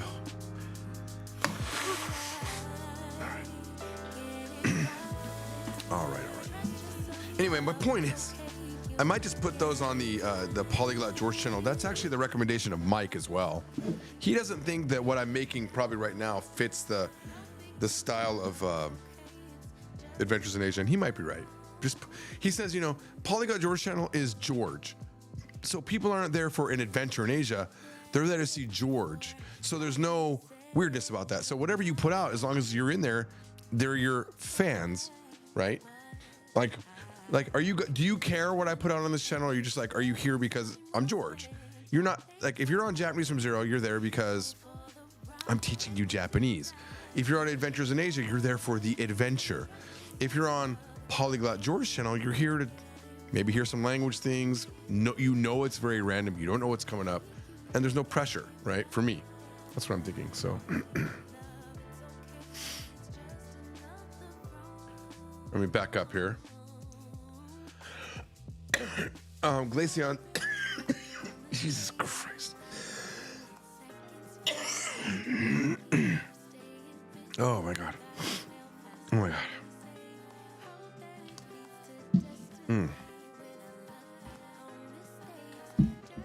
My meds have dropped on the floor. Hang on.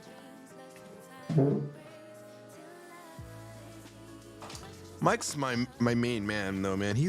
I feel like Mike, the thing about Mike is, Mike comes from the heart, man. Mike doesn't have agendas. There's no agenda from Mike.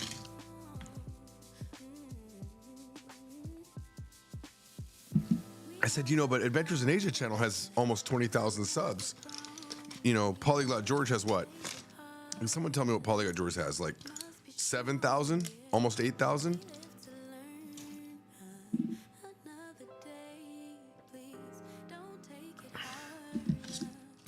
He said, yeah, but, oh, shoot. Mix these up. Okay. Thank God I can read. Not that it matters. I always take them together, so. Glacion says, I like Dave Ramsey's method. Yeah, I think it's a great method. Just take the easiest thing you can do so you have a sense of accomplishment. That's the more important thing because humans need that level of motivation. Black Tengu chimes in agreeing, saying, yeah, it gives you a goal of sense of achievement. And he said that actually above that. I apologize. I'm reading out of order. George, what is that? What is it that stops you from being consistent? Thank you, Cosmo. Hang on, give me 1 second. I don't have no idea. Like the hardest puzzle that I have yet to solve is myself.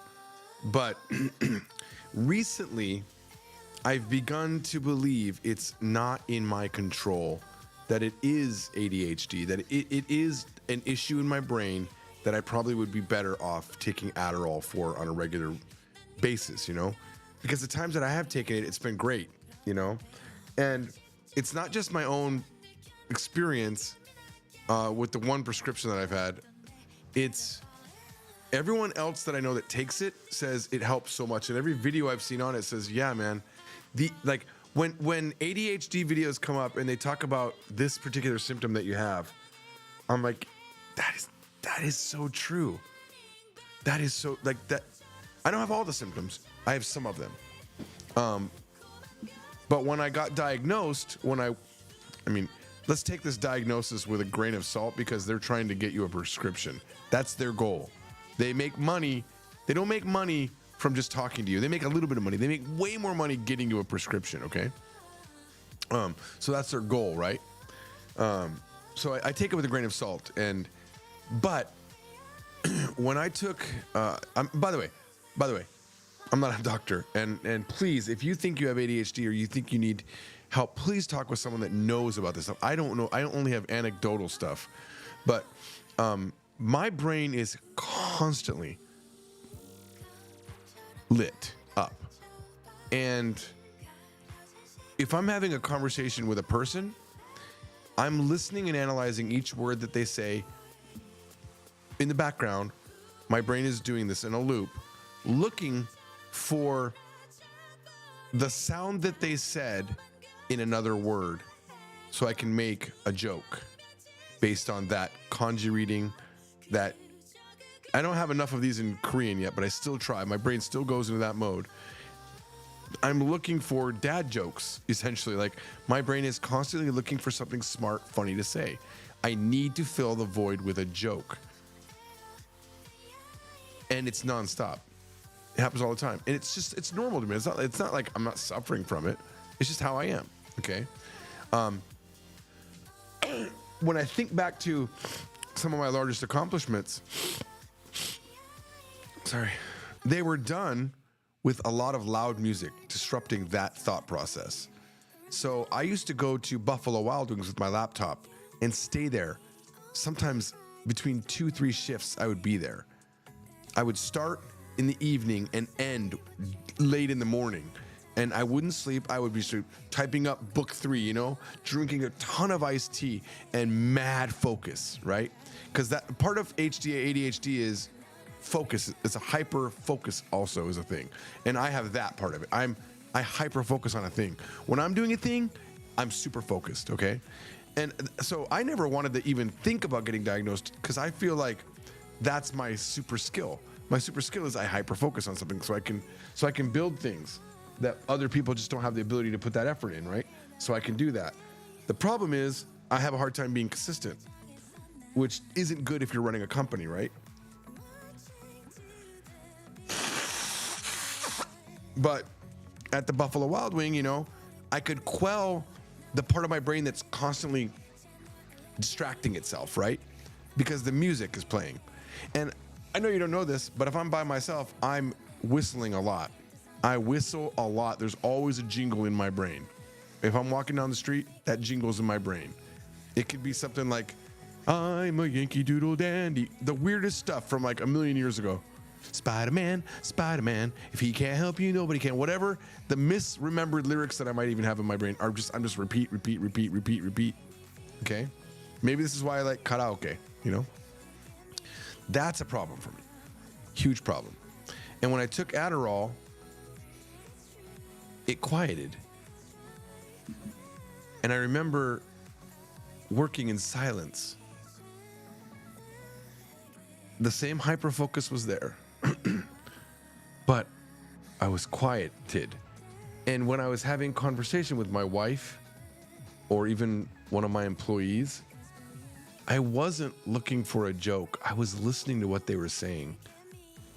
And when something came up in the conversation, I reacted to what came up in the conversation, and I didn't make a joke that would have probably made the person feel like they were being attacked, even though I was just ribbing them, right? And it was amazing. That first time I took it, I cried to myself. I was just like, wow, this is what it's like. I didn't even know it was a problem. Do you understand? I didn't know it was a problem. Taking away the problem made me see the problem. Now, I didn't take any the next day. I don't think I took any for another week because I have a fear of needing it. Okay? But I was helped a lot just by that reaction, like knowing that the problem exists and knowing that it's possible to not be there. I really want to find a way to do it without Adderall. You know, I don't want to be on Adderall. So I've been really resistant to taking the medication that was prescribed. It's only 10 milligrams. It's actually a really weak prescription. I hear there's people like on 60 milligrams, right? Or a much more stronger stuff like Ritalin and stuff like that.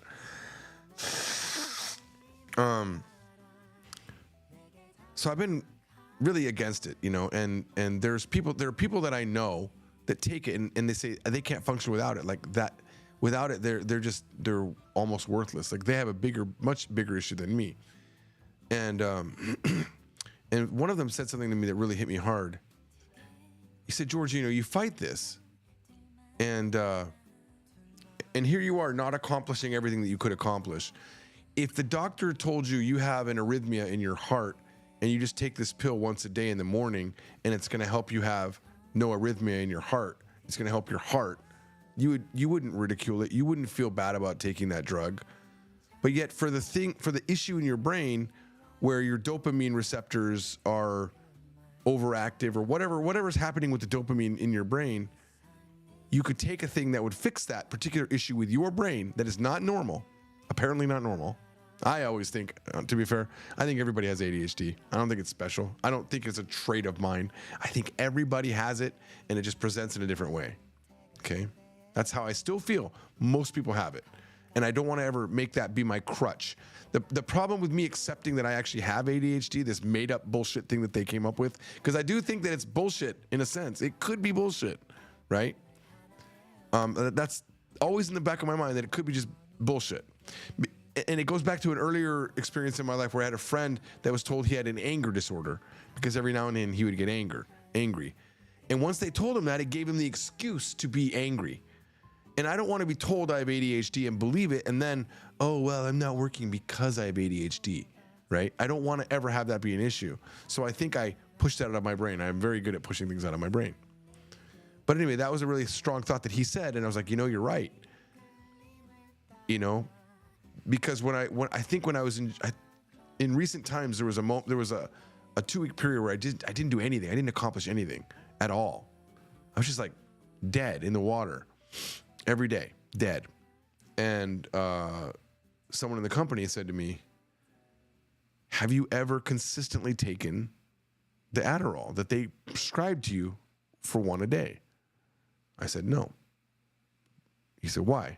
I said, I don't want to need it. And then he gave that example with the heart and the brain. I was like, you're not wrong, because he's taking it and he says it makes me good every day, and I'm not jittery. Nothing has changed in me except that I can do work in a much more focused fashion. And of course, there's always the thought in my brain, well, isn't it meth? I've never done drugs. I don't do drugs. And this feels like me giving into that. You know, the worst thing I do is caffeine, you know. Anyway, that's my problem, Cosmo. That's why I'm not consistent, because I possibly have ADHD. I don't know if that's what it is, but all of my success is built on spurts of energy where I hyper focus on an item that I'm excited about producing. Every book that you guys hold that I wrote is intensely fueled sessions of me working just every day. You know, and sometimes, you know, maybe I go through, like, the new revision of book 1 is multiple burst sessions to finally finish the project. Book 2 will be that too, because I've got to do another burst session to finish that one. You continued to say, what is it that repulses you to keep going, or what type of aspect of work is mentally exhausting to you? It's not exhaustion. I don't get exhausted.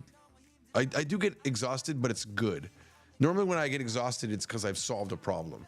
Whether I'm programming something or whether I was, you know, when I built the websites, the initial websites, not the current ones, you know, it's just like bursts of energy and trying to solve a problem, and I get mentally exhausted. Cosmo says, is it even a matter of things being mentally exhausting or something else like ADHD? Oh, I didn't see that comment, but yeah, I'm starting to believe that is it, because the people that I know that took it, they said they resisted it at first too, but once they committed to taking it, the only regret they had was not taking it earlier. And it's making me think that I've just really got to, so I kind of committed to say, hey, I'll try to take it for, you know, a month. I'll get another prescription. I actually let it lapse. I didn't get another one. Because when I talked to the doctor the second time, I asked for a immediate release one and not the extended release. I wanted something that I didn't have to, like, think I was on all day. But I was honest. I said, look, I've only taken this like 4 times and I think it keeps me going on too long. And she said, well, I'm not comfortable giving you another prescription when you're sitting on 26 pills. I'm like, okay, fine. And that was the end of it. So right now, the times that I take it, and by the way, it's illegal in Japan. It's probably illegal in Korea too. So I don't have it with me. But if I was I would take it after a day of a really bad day, like a day where just everything fell apart for me, because depression's also a little bit of a part of ADHD is my understanding. So if I get into a really depressive mood or where I'm not feeling anything's good, I take it and man, it works. It really helps for me. And they say that's the sign that you had it, was that if it helps. Because if you don't have it, you get jittery, apparently. Apparently, if you don't have it and you take it, it's just like a drug. Because it's not solving the problem that you have. Black Tango says, lists are always good. Take them off as you go. I have a problem, Tango, with systems like that. Lists are good. They're very good. But if I come up with like a new system, it only works. It's not, once its novelty wears off, I'm done. The most consistent I've ever been is this Apple Watch. And I need to find a way to duplicate that, but I have yet to find a way that duplicates it. Because when I was doing the streak system on my phone, I realized later on I could update it later. Like if I missed multiple days in a row of not doing a thing that I wanted to do, I could just tap, I'll do a long hold on that item, go into the calendar and select tap, tap, tap. And then what I would do is I would do one of my burst things. I would burst through 5 days of that thing if I missed 5 days, and I would maintain my streak. This has no ability to skip. If you mess up that day, you are done. You cannot go back and adjust. That's the app that I need. I need a modified version of that app that doesn't allow skipping. If you don't tap it in that day that you did it, you didn't do it. And that would force me to do it. Because you should see me when it's like 30 minutes to 12 at night and I still don't have all my calories on this ring, I will go run. I will run. Whether it's raining, whether I have a cold, whatever pain I have, I will go and I will make these rings close. I've had a cold for 3 days and I've made these rings close. So that's what I need. That's been the only effective thing in my entire life. Could you imagine? I'm 50 years old and the most consistent thing I've ever done is this thing that I've been doing for less than a year on my Apple Watch. Joshua Butler says, "Hi George, I do not speak or study Korean, but I hear something that sounds like simnida at the end of sentences when people are speaking Korean. Just curious, what does that mean?" It's the simnida means it's like saying mas, but in a higher level form. So it's like 있습니다, there is one, or 갑니다, I will go, or 먹었습니다, I ate. It's just a high level polite form, and they have multiples of that. Tomaschi says, "George is giving us a pep talk, but I admit you're good at it. Thank you." I love giving pep talks. It's one of the things I love to do. Steve says, "Agreed. People can't correct what they can't hear. Be loud and clear in your mistakes, and we will get help along the way." Absolutely. John M says, "When does the habit of translating English into Japanese lessen and a natural understanding kicks in? When you start stopping it?" It's not a bad habit. I don't think it's a bad habit to translate it in English, but it will slow you down. Like I noticed maybe 아마 2-3년 전에 2 to 3 years ago, I noticed that in Korean I was doing that. The last time I was here before Corona, I was in my class, and I realized I was slow because I was trying to make the perfect English sentence. I was reflipping it back over to English, and I was taking too much time. And then I realized I need to stop doing that. So an intermediary step that I took was I translated it to Japanese first, and then I just stopped. I proactively blocked the English in my head. Now, am I still doing that? I don't know. I have to think about it. I might still like habitually bust it into English, but for things that I understand, I don't anymore. The way you get out of that is understanding it really well. 먹었어요?食べた? Did you eat? Like, I don't have to think about that in English. Do you have to think about it? 오하요 고자이마스. You're not going, good morning. No, it's like, 오하요 고자이마스. Hi. So, neko desu. Whatever you're saying that's basic, you should already be out of translating that to English. But those long sentences, yeah, sometimes you got to break it down. Until you've done it enough, those long sentences, you won't be able to not break it down. Because you can't buffer the language you're studying as well as you can buffer English. It's just better buffering in English. So, like when I would do chikuji interpreting, which is like consecutive interpreting, where a person will speak for like 2-3 minutes, and then I take over and I say the same story, and I also have to fill in like 2 or 3 minutes. That I don't remember in Japanese. I remember in English. I would take the Japanese that they're saying, convert it into I would write little short notes in English, right? On my note. So let's say犬がお腹空いた時は when dogs are hungry, dog hungry, right? Dog hungry. 持ち主の方に吠える犬が多いですね. Many dog bark owner. Like I'm writing parts like that, right? And then when I go to it, I take that compressed English story and I expand it back into Japanese or back into a fuller English sentence, right? And I just have a better time buffering the English. So it's not a problem. English is one of the tools that you can use. So don't think that you have to give up English, but just you have to eventually develop the ability to just have conversation without buffering it in English. But initially, that's how you do it. I don't think it's a problem, to be fair. You know, half of it's going to go away over you getting better, and the other half will be you saying, "I'm not going to think in English right now." Cosmo said, "George, what led you to having that? What led you to having that thought that you recorded? It was a dream. I woke up with a dream." Cosmo, for me, I have so many notes on my phone, and whenever I come out of a dream, or whenever I have a thought in the morning, I've instinctively added it to my quick list. So on my phone, it's right here. I've added the note recorder. So I just like, boom, and I go into a new recording and I record it. And it could be chapters on a novel that I was working with, or sometimes it's the beginning of a story, and I don't know if it's going to be a short story or a long story, because I love to write creatively. So if I get a good idea, I want to write about it. And I've talked about this before, but one morning I just woke up with this idea that there's an employee at a company who wishes somebody would come in and kill them all. He just wishes that. He wants that. So that was the basis of a story that I've already written. Like, I think it was over 10,000 words, so I don't remember. Last time I think I was on an older file, but I think I have like 17,000 words already. Keep in mind that that's like a fifth of the entire novel that I wrote off of that one thought. So I have that one character that has that in his brain. How do other people know him?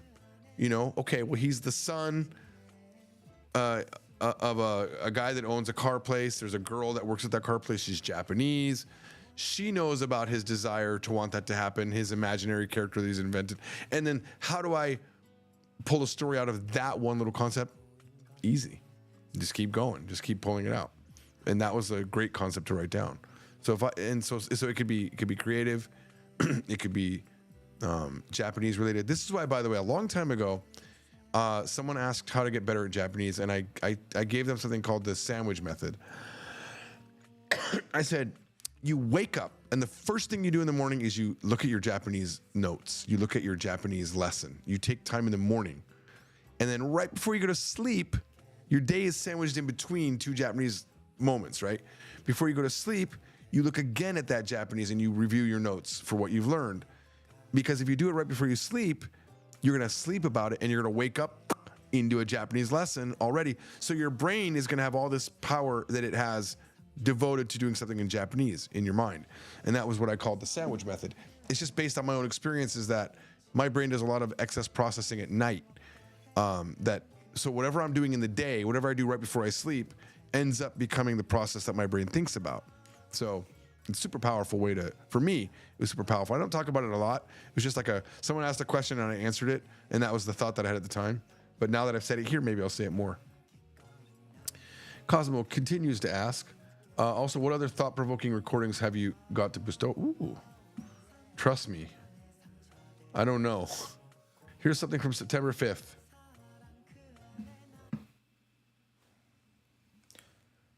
Today, Max visited me. Wait, what? I know it was only a dream.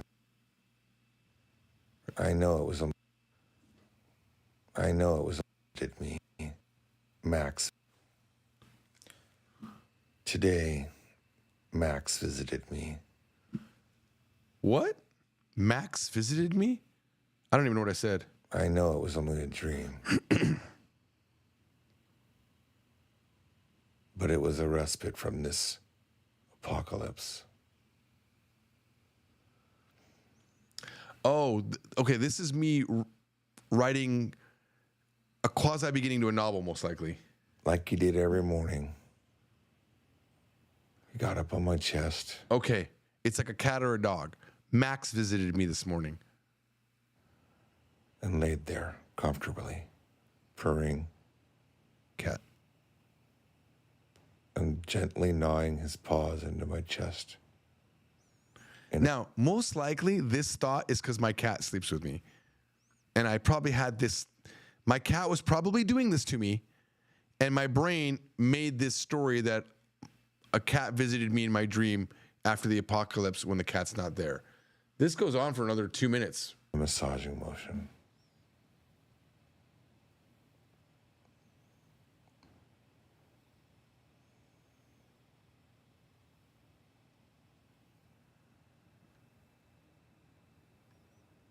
Did I just let it go?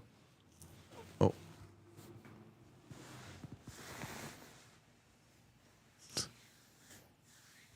Oh, I probably just forgot to hit stop. Is that it? The water in the lake It kept going. has continued to recede. Day by day, I move further in through the caking, drying mud.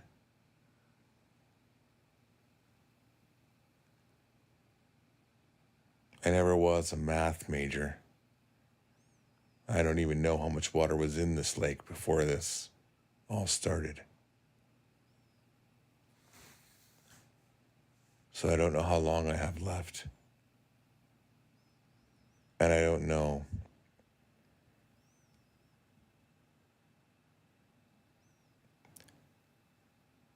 how many more cans of beans and beef jerky I can stomach. This is literally me just like sitting there, processing and expanding on whatever thought I had initially. And the lake thing is based on a real fear that I have of Lake Mead drying up, because in this time, this is September 5th, this is actually really recent, but I do have a fear of that lake drying up because it would mean disaster for me personally if that lake dried up, because all of my financial security is in the properties that I own. All of my money is tied up in properties. If the Lake Mead dries up and there's no more water, then the real estate market would collapse in Las Vegas. So in this story, I've taken that fear and already made it happen. And well, we have another 30 seconds. Let's see what other crazy things I say.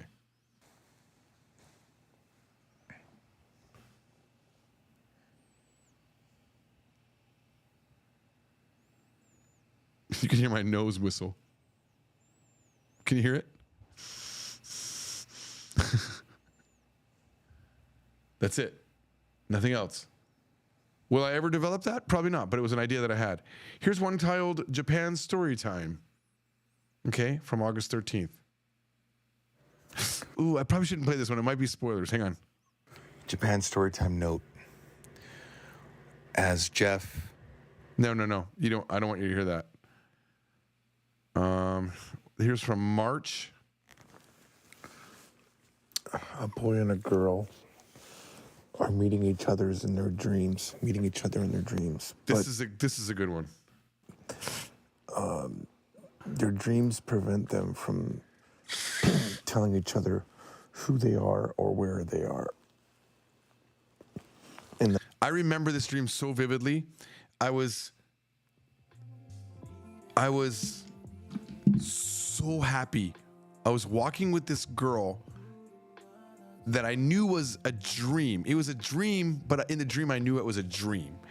And I was walking with her and I was happy and she was happy, but I didn't know anything about her beyond the fact that I was happy to be holding her hand.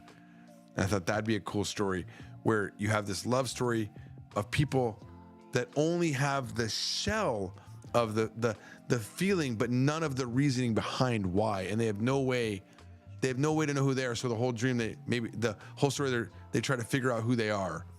You know, and in their waking life, they start thinking about this person in their waking life, and you know they want to their shitty waking life is what they do to get tired enough to sleep again and have that moment. So I don't know what that would be, but that's like a, you know, maybe here we'll do one more. How I accomplished goals. Okay, this is from January 29th. Let's see what this is. It's 5 minutes long. Wow. I can't find the original, so I'll just record this to tell you the advice. There was some company back in the 30s or sometime very long ago, and something like Schwab or one of those big financial companies, and they brought a guy in to help with productivity, some sort of productivity guru, I guess, at the time. And he said, how much would you charge me to talk to each one of my managers and, you know, get them to be more productive? And he said, nothing. I'm going to charge you nothing. And you're going to, I'll talk to each one of your managers. I'll talk to them each for 15 minutes. And I'll come back in 3 months and you'll pay me what it was worth to you after that 3 months. He's like, okay. So the man proceeds to go talk to each one of the managers for about 15 minutes each. And then he leaves. And 3 months later, he comes back, and the guy, Schwab, I think was his name, hands him a check for $25,000, which in today's money is worth over $450,000. And he says, it's been great. What did you tell them? And the advice that he gave them was, every day, at the end of the day, sit down and you write down 6 things that you want to do the next day. And the 6 things in the morning of the next day you begin doing, and you do them. And I think he said do them in order. Of course, I think that's a little bit difficult. You start with whatever one makes sense, but I think he said do them in order, and you don't do the next one until the first one is done or the next one is done. And then whatever you don't get done, the very next day, it's on that list, and you start from those items and you get them done. And so I've been doing that. I already had a system where I bought a bunch of small whiteboards, and I had been writing down all the things I need to do, like as they came up, because I would forget. But now I focus just on the one, and I write down my 6 things. And I've been doing them. I have like 8 on there right now because there's a few things that I'm waiting on, and I just left them on there. Like I'm waiting for like some card from Costco that I've got to go pick up, but it hasn't arrived. And I was waiting on a mailbox key, and it hadn't arrived, but it's on my list waiting. But it's just the 6 things. And I wake up and I look at that list and I say, okay, I'm just going to start tackling it. It's not everything that I do in the day because I work on the books. And now that Yukari's in Japan, I have to change the cat litter, and I have to do other things, like clean dishes and make the beds and, vacuum and stuff like that, just to keep the house smooth. But this list of things are just things that are important that I forget, or that I know I need to do the next day. And there's something nice about writing it down at night. There's another 2 minutes of that, but this goes to my point that I literally already forgot about that system. That's such great advice. I read it in a book. I think I read it in a book, and then I made this to send to Justin as I had the thought, because he wasn't available. If he's not available, I want to make sure that I have the thought. So I'm pretty sure I made this so I could send to him, or I played it for him so he could hear it, because we're always striving to be more productive, All right. So that's some of my. And by the way, if you just look at how many notes I have, like, there's a lot of stuff in here. There's stuff in here from 2014. Here's me singing a song about apple pies. It's downloading, I guess. 36 seconds. It's a song. It's called Apple Pie is this note. It's so old that it's not as... Oh, here we go. Well, apple pies, they'll really change your life. And if... Oh, wait. Even if you have a wife, they'll change your life. No. Well, apple pies, they'll really change your life. And if you're married, you'll want to leave your wife. That's just a riff of, maybe I'll make a song, right? Wait, there's another one right after this. Probably, I have Apple Pie 2 coming after. Hang on. There's this one. I can't go on eating something baked. Okay, that's the beginning. There's another one. There are people frying, or apples frying, deep inside the oil, and it's time. Prepare. Wait. Turn left. Oh, damn it. Wait, and it's time for the buzzer to let them know. I think that was it. There comes a time. That's 2014. I was probably in Japan, I think, for something. And I was at McDonald's. I was having an apple pie, and I had an inspiration. Half of this or more doesn't do anything, but at least I'll never forget it. Okay, enough of that. Joshua says, great advice and wisdom, George. The points you outlined are so useful and insightful. I'm behind. The stuff I'm reading right now is like 40 minutes ago. So this is why I think that George is the best teacher online, just brimming with worthy advice, common sense, and experience tells me that common sense isn't so common after all. Well, thank you. I appreciate that, Steve. Mimic says, hey, George, when do you think the Connie from Zero special covers will release? Well, Mimics, Connie from Zero, which is Crabs from Zero. I haven't finished that book yet. But I think the special cover for Crabs or Connie from Zero would be pretty amazing, but we don't have those yet. There are some other covers that are coming out probably next week, I'm guessing, like Kanji with a J. Kanji. I know it feels like it would be Connie, but it's Kanji from Zero. Those are coming out next week, I believe. Oops. Okay. Cosmo said, but George, who cares about the tone? At the end of the day, it's just content. And that type of tone might actually attract more people, irrespective of the older videos. What do you think? I mean, maybe we're talking about adventures in Asia, but I think it might be better to put those type of videos, focus on the brand Polyglot George and not adventures in Asia. That's just me. Because I can do the adventures in Asia on this channel. I can still do what I think is a good style here. Love the sassy voice. This is talking about the video I just played. The suspense, waiting for her to do the gaping mouth, the gaping mouth face soon. Never has one man been so nervous ordering McDonald's. That's a good name for that one too. How long did I have the braces for? And are you happy you had them? So I have Invisalign scheduled when I get back. This tooth popped back up. Everything else is like way straight, and it's one of the best decisions I made in my life because my teeth were super jacked, and I had those on for about 3 years. It went by like that, and the final straw for me to do it, I did it with my daughter. Me and Arisa, it was like a daddy-daughter thing. Every Wednesday we would go in for our, or once a month we'd go in for our, new rubber bands or whatever. But the thing that made me really do it is I saw there was an 82-year-old lady that did it. And I was like, oh, if she can do it, I can do it. I was super nervous. I was so nervous that I remember I had a series I was going to start. It was called Braces at 46 or something like that. And I recorded, and I was nervous, and I was going to track my stuff. But it was such a non-deal. It was nothing at all in the end, that I didn't even make it. I made a few videos initially, but I never released it. It wasn't worth me making it. But it was so good. But because I have my retainers. After I got the braces out, I had to wear retainers, and during that time I got a crown, and that crown kept coming off because of the retainers. So I stopped wearing the retainers, and then this tooth popped out again. So you got to wear your retainers. I'm wearing them now. I got new retainers made just so I don't keep slipping while I'm here.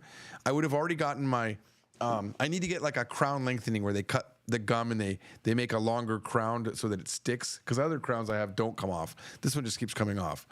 And I was scheduled to do that, but I was waiting for my passport, blah, blah, blah. Long story short, I haven't done it yet. I really wanted to come to Korea with my new straighter teeth, but this is the straightest they've ever been in Korea. And weirdly enough, no one even remembers that I had bad teeth. It's so weird. No one has commented that my teeth are different, which means they weren't even looking.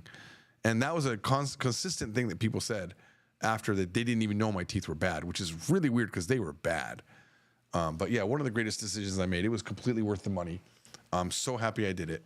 And now I'm going to do Invisalign on the top and the bottom again, just to get some better, mostly the top actually, because I want this tooth to pop back in because, like I said, I'm pushing out. But I have to do that after I get my new crown in that's not going to get pulled off every time I use your retainers, because you need your retainers on every night. So I just wear the retainers on at night. Moving your streams here was a good idea. I agree. Thank you, Clesion. Steve says, this hangout with George time. This is hangout with George time. Do you say whatever you like? Do and say whatever you like and be here. Yeah. I feel like that's almost the appeal of these live streams. You don't know what you're going to get, so you're going to be here and we're going to have fun. Night Owl says, I've been working for months to get my Adderall prescription back. It's difficult to get it prescribed anymore. Okay, well, that's sad to hear. Luckily, I heard there's a shortage, so that sucks. How am I feeling today? I'm feeling really good today. Really good. Honestly, ChatGPT would be great for brainstorming ideas for these kind of stories. No. I will not use ChatGPT for brainstorming ideas on ideas. Never. Nope. That is the number one way to kill your own imagination, is to assign it to a robot. Absolutely not. I will never do that. I write the story. No fucking robot. Sorry. I love ChatGPT for information.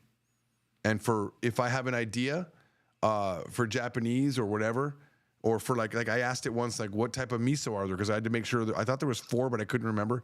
And instead of looking it up, I just asked it. And when I wrote my novel, I used it to, I had an idea for an AI in the novel that was an art AI. So it had to have a lot of art references. So I asked it to give me art references for songs that have body parts or something like that that was popular in the 80s or whatnot. I would do stuff like that. But even then, I confirmed that they existed because the AI can be delusional, right?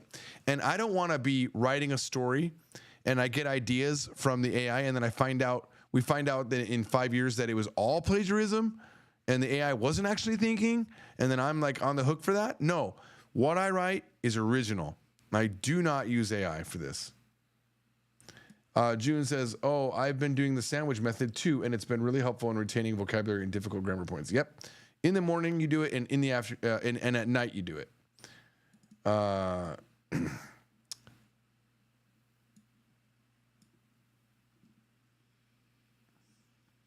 Cosmo said, George, where did you get your iPhone cover from? Amazon.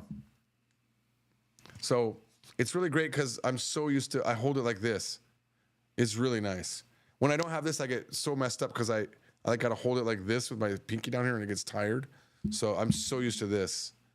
It's super sweet. And if you extend this out, it actually can stand as well. Cosmo said, the boy and girl dream thingy reminds me of Makoto Shinkai's Your Name, Kimi no Na. Yeah, okay, but they were never together. These people are together in their dream. Kimi no Na was a great story, though. Oh my God, that's such a great story. Cringe? Come on, Callisto. Why would you say that's cringe? Kyle, last thing here. We got down to the last item. I skipped a lot. Yeah, no, we're good. How quick do you think something could learn and read Korean? Oh, someone. How quick do you think someone could learn to read Korean? I checked it out, but I had a bad pronunciation due to their similar vowels. I heard the writing system is super easy, so why not learn it? Yes, Kyle, the vowels are hard because there's a, o, and a. And that a doesn't exist in Japanese, so even if you learn Japanese, it doesn't help you. And they have and u. They have similar vowel sounds where you have to make sure that the shape of the mouth is different. You'll learn it, though. Just keep going. Remember, in the beginning, you don't need to have, what was the word? Goddamn, I can't remember the word. Go back to my note.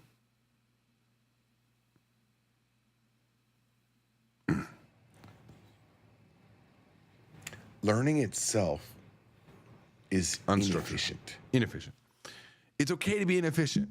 It's okay to be wrong. You can't, there's another thing. I think Sandy Weil said it, okay? He was like the CEO of Continental Airlines and American Express or something like that. He said, you can't correct something or improve something that isn't measured. And I would add to that and say, if you're not trying to speak the language, how can you get better in the language? So learn to read and write Korean and then use, do what you got to do, but be wrong in the language so you can correct it. You can't correct what you haven't even done. You can't improve what you haven't even done.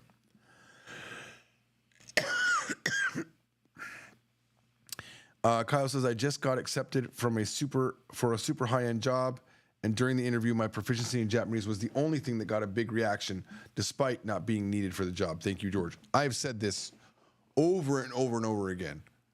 The benefit of Japanese is often not a direct benefit. It could be you have the same qualifications as 4 other people, but there's this deciding factor. I'm fluent in Japanese, or I'm studying Japanese. I'm pretty good. I'm conversational in Japanese. Oh, that guy's interesting. These other guys, they don't have that plus alpha, is what the Japanese would call it. Plus alpha. Why is it, James says, why is it that you think learning Japanese and Korean at the same time wouldn't be a hindrance?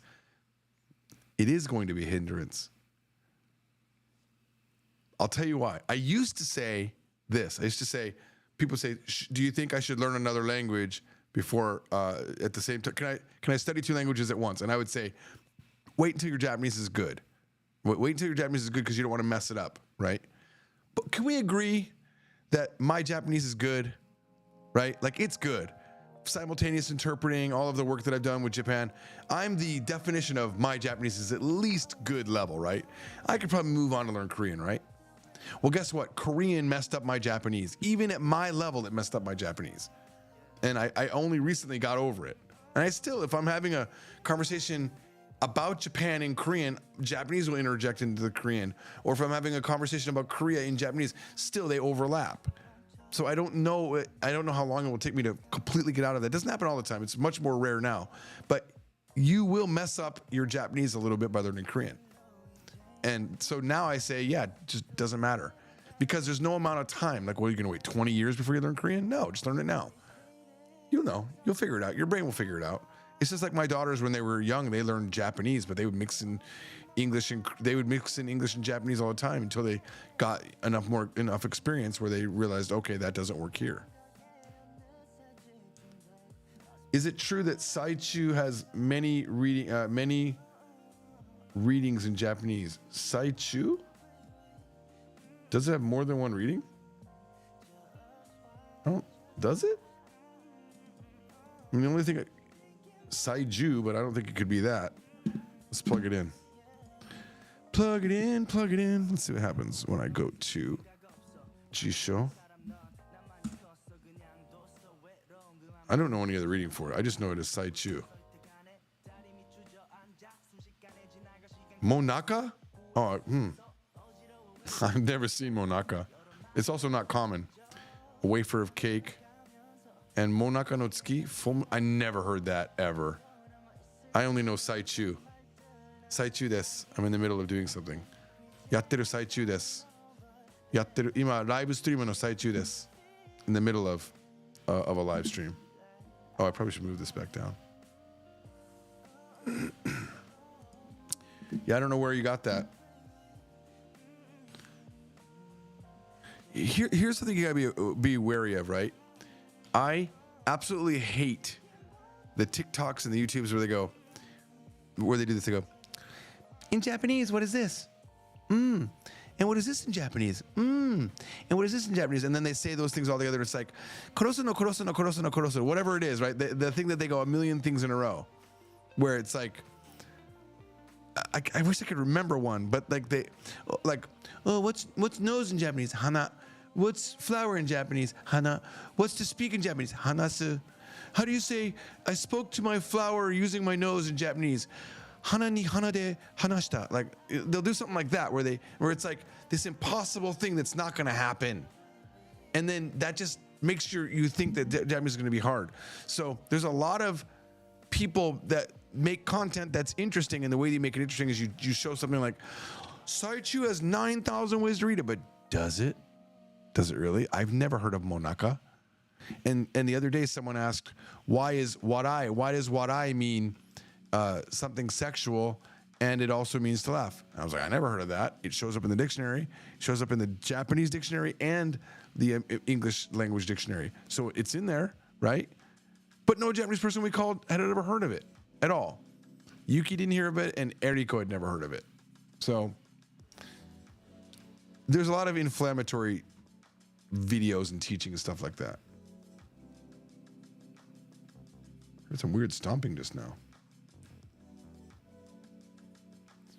James Good says, if one were to learn Japanese and Korean at the same time, do you think the kanji studies would be beneficial on the Korean side?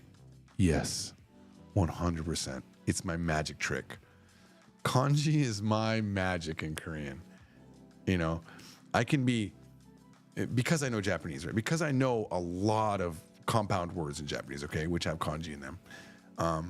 By the way, I know more words in kanji than the kanji I can read. Does that make sense? I don't have to know how to read every kanji.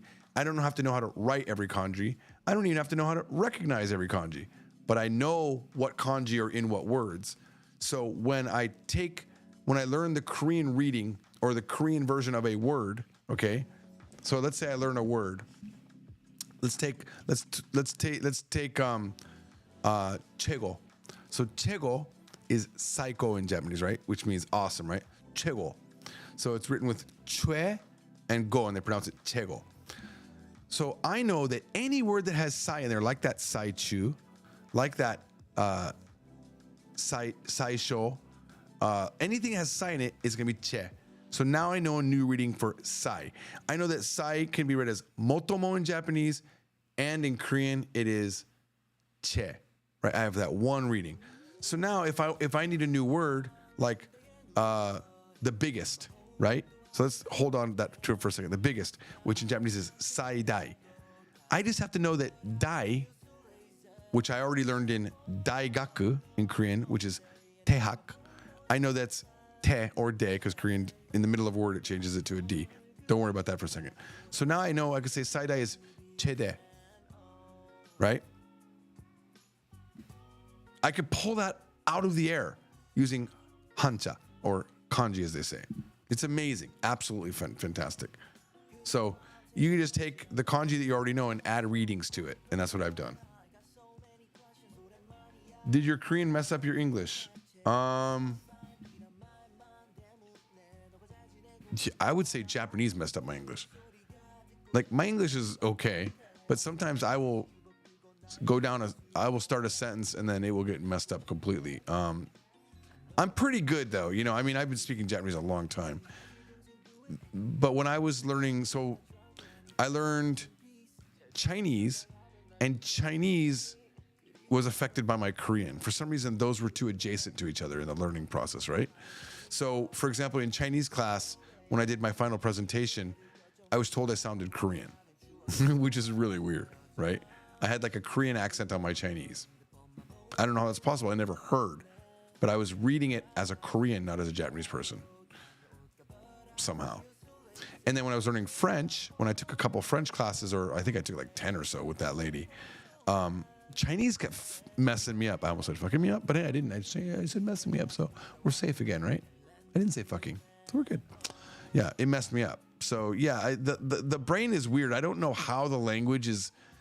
Like I said, it's this neural net. It's this net of things, and sometimes they cross. Yeah, I don't know monaka. Water cake filled with bean jam, no idea.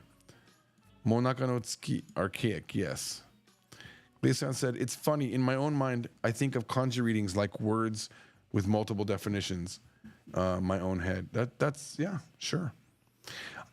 Think about it. If you learn antithesis, now you have anti, right? Antifreeze. What does antifreeze do? Prevents freeze, right? Antiquated. Like, there's a bunch of words you can learn from. Like, if you learn Latin, that's what you're doing. You're learning kanji for English. You're learning the roots of English. So kanji is the roots of a lot of words, and that carries over to Korean. It carries over to Chinese. So even in Chinese, I don't have as much experience in Chinese, but I've made up words in Chinese. For example, daihyo. Daihyo means representative. I made that in Korean by saying daepyo, very easy, right? Even, by the way, even though that the dai in daihyo is not the dai for oki, it's the dai for kawari, it's the dai for change. A lot of times that reading will just share the same reading. Like if it's dai, anything that has dai will become de. Like it works that way almost all the time. And in this case, it's the same thing. So daihyo became daepyo, okay? Daepyo. And in Chinese, I remember I was in Chinese class and I at the college and I said, is it, what did I say? Is it, now I have to remember. Give me a second. Da biao, I think is what it was. By the way, what I was doing right now was I was listing every other word that I know that has the dai in it in Chinese, right? And the only one I could remember was dashue, which means college, right? And I know that dai is not the same, so it could be different in Chinese, but I think it was either dai biao, right? You know, let's just look it up. I might be remembering this wrong. So I'll go to Endic. I'll click on, where's Chungugo? Chinese, and we'll put in daepyo. How's this for a polyglot move? I'm looking up a Chinese word using Korean. Daepyo. Oops. Pyo. I think it's daibiao. Oh no, it is day, isn't it? Oh shoot, hang on. Where's this music coming from? Dude, where was that music coming from? I'm not happy with that music coming from my phone. Dang it. All right. 대표. Oh, it's Korean. Okay, 대표. Okay. Chinese. 中国.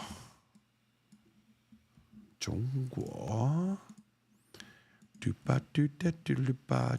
Chinese. Chinese.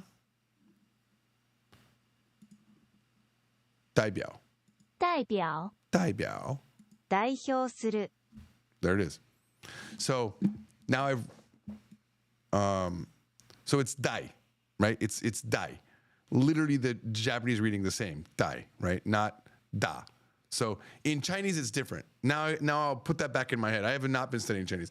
But dai biao and da shue, right? So if I say college student, da shue, okay?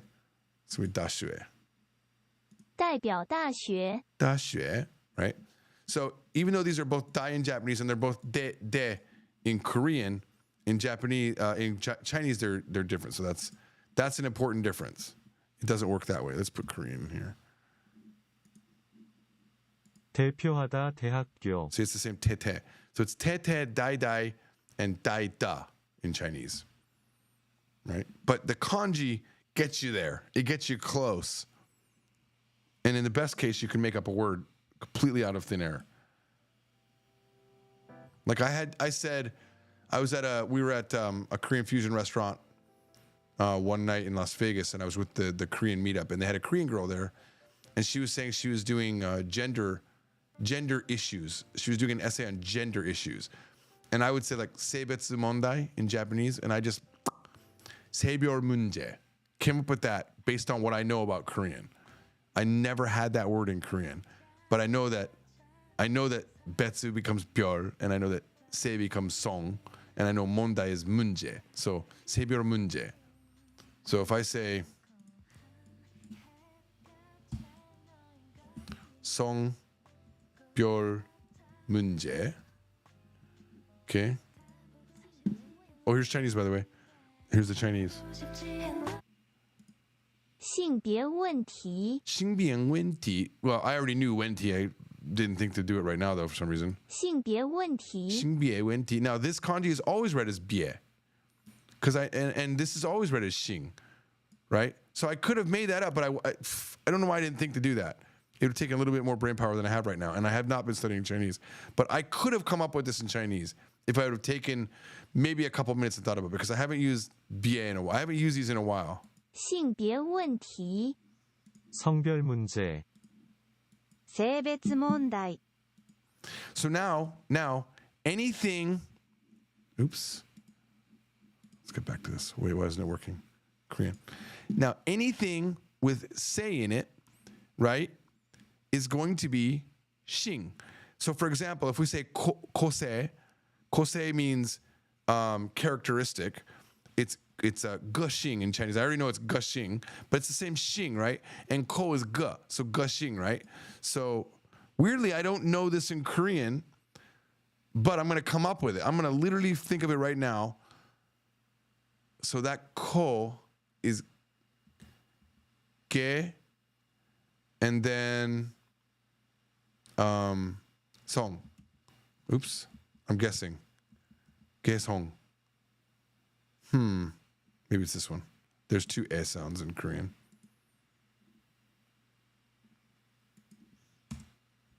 There it is. Gushing. 性別問題個性。 Japanese. 性別問題個性。 So you see right now, I came up with this word. Now, the two e sounds in Korean are the same. That was a spelling issue, right? But kesong, I've never said that word in Korean, ever. Never have I said characteristic. Like it can mean personality, but there's songgyeok. It's the same song as in seikaku, songgyeok, right? 個性性格。 All right, I guess it's not going to play. Let's look what this is in English. God damn it. Personality, individuality. Individuality, personality. 개성 성격. So any word that has say in there I know in Chinese it's going to be xing, and I know in Korean will be song, and I know in Japanese will be se. So any word that has that, I can, no matter what, if it's got 2 kanji, I got half of the word, right?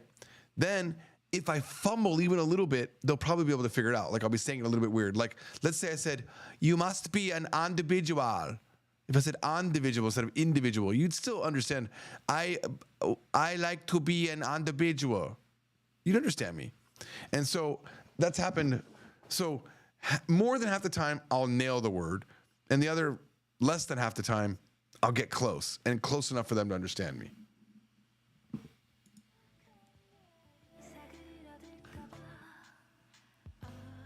Yes, Kalistos. I learned this recently that it carries over to Vietnamese as well. Yep.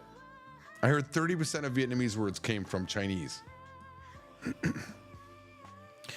I was able to read Taifu the other day because I know how to count trucks.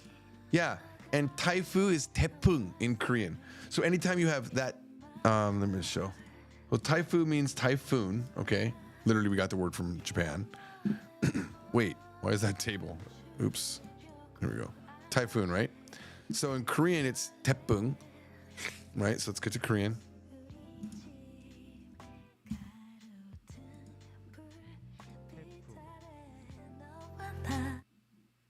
태풍.台風 Right?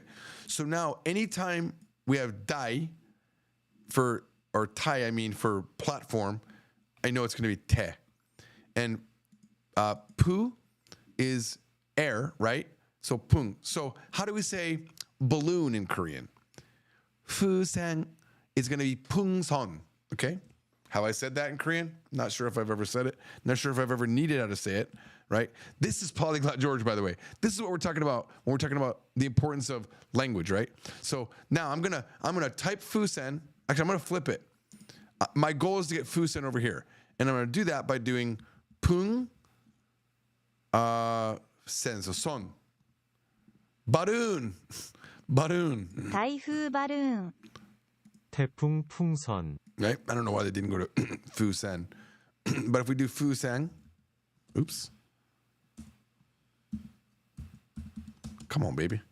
Get in the Japanese mode. Oopsie daisies. Seng. Pung song. There it is. 台風風船 Play. 태풍 풍선. 台風風船 And the cool thing about Chinese, Japanese, Korean is, even though they're different words, they're kind of similar a little bit. Like they've got the same like mold, you know, because of the kanji. So yeah, to answer your question, long answer, even longer. Kanji is super important for these. Oh, was I not showing the screen the entire time for these particular reasons? God, I hope I was showing these screens. I hope I was showing these screens. There's a lot of information on these screens. Well, I guess it's not too much information if you don't read. That's not coming back, but yeah. All right. All right. Oof. Knowing individual kanji is really handy. It is. Okay, dai and dai are both dai in Cantonese. Yeah, there you go. So when I want to learn Cantonese, I'm just gonna have to learn a couple more readings, right? Guys, I went pretty long, about 3 hours. So let's go ahead and end it here. I'm hot. I gotta leave the apartment. I'm out of water. I gotta get some onigiri in me or something, and I'm gonna sleep all day long. Actually, no, I have class. I have class in like 6 hours, so I gotta go. Peace out. Let's get some ending music here. Where is our music? Here we go. Peace out.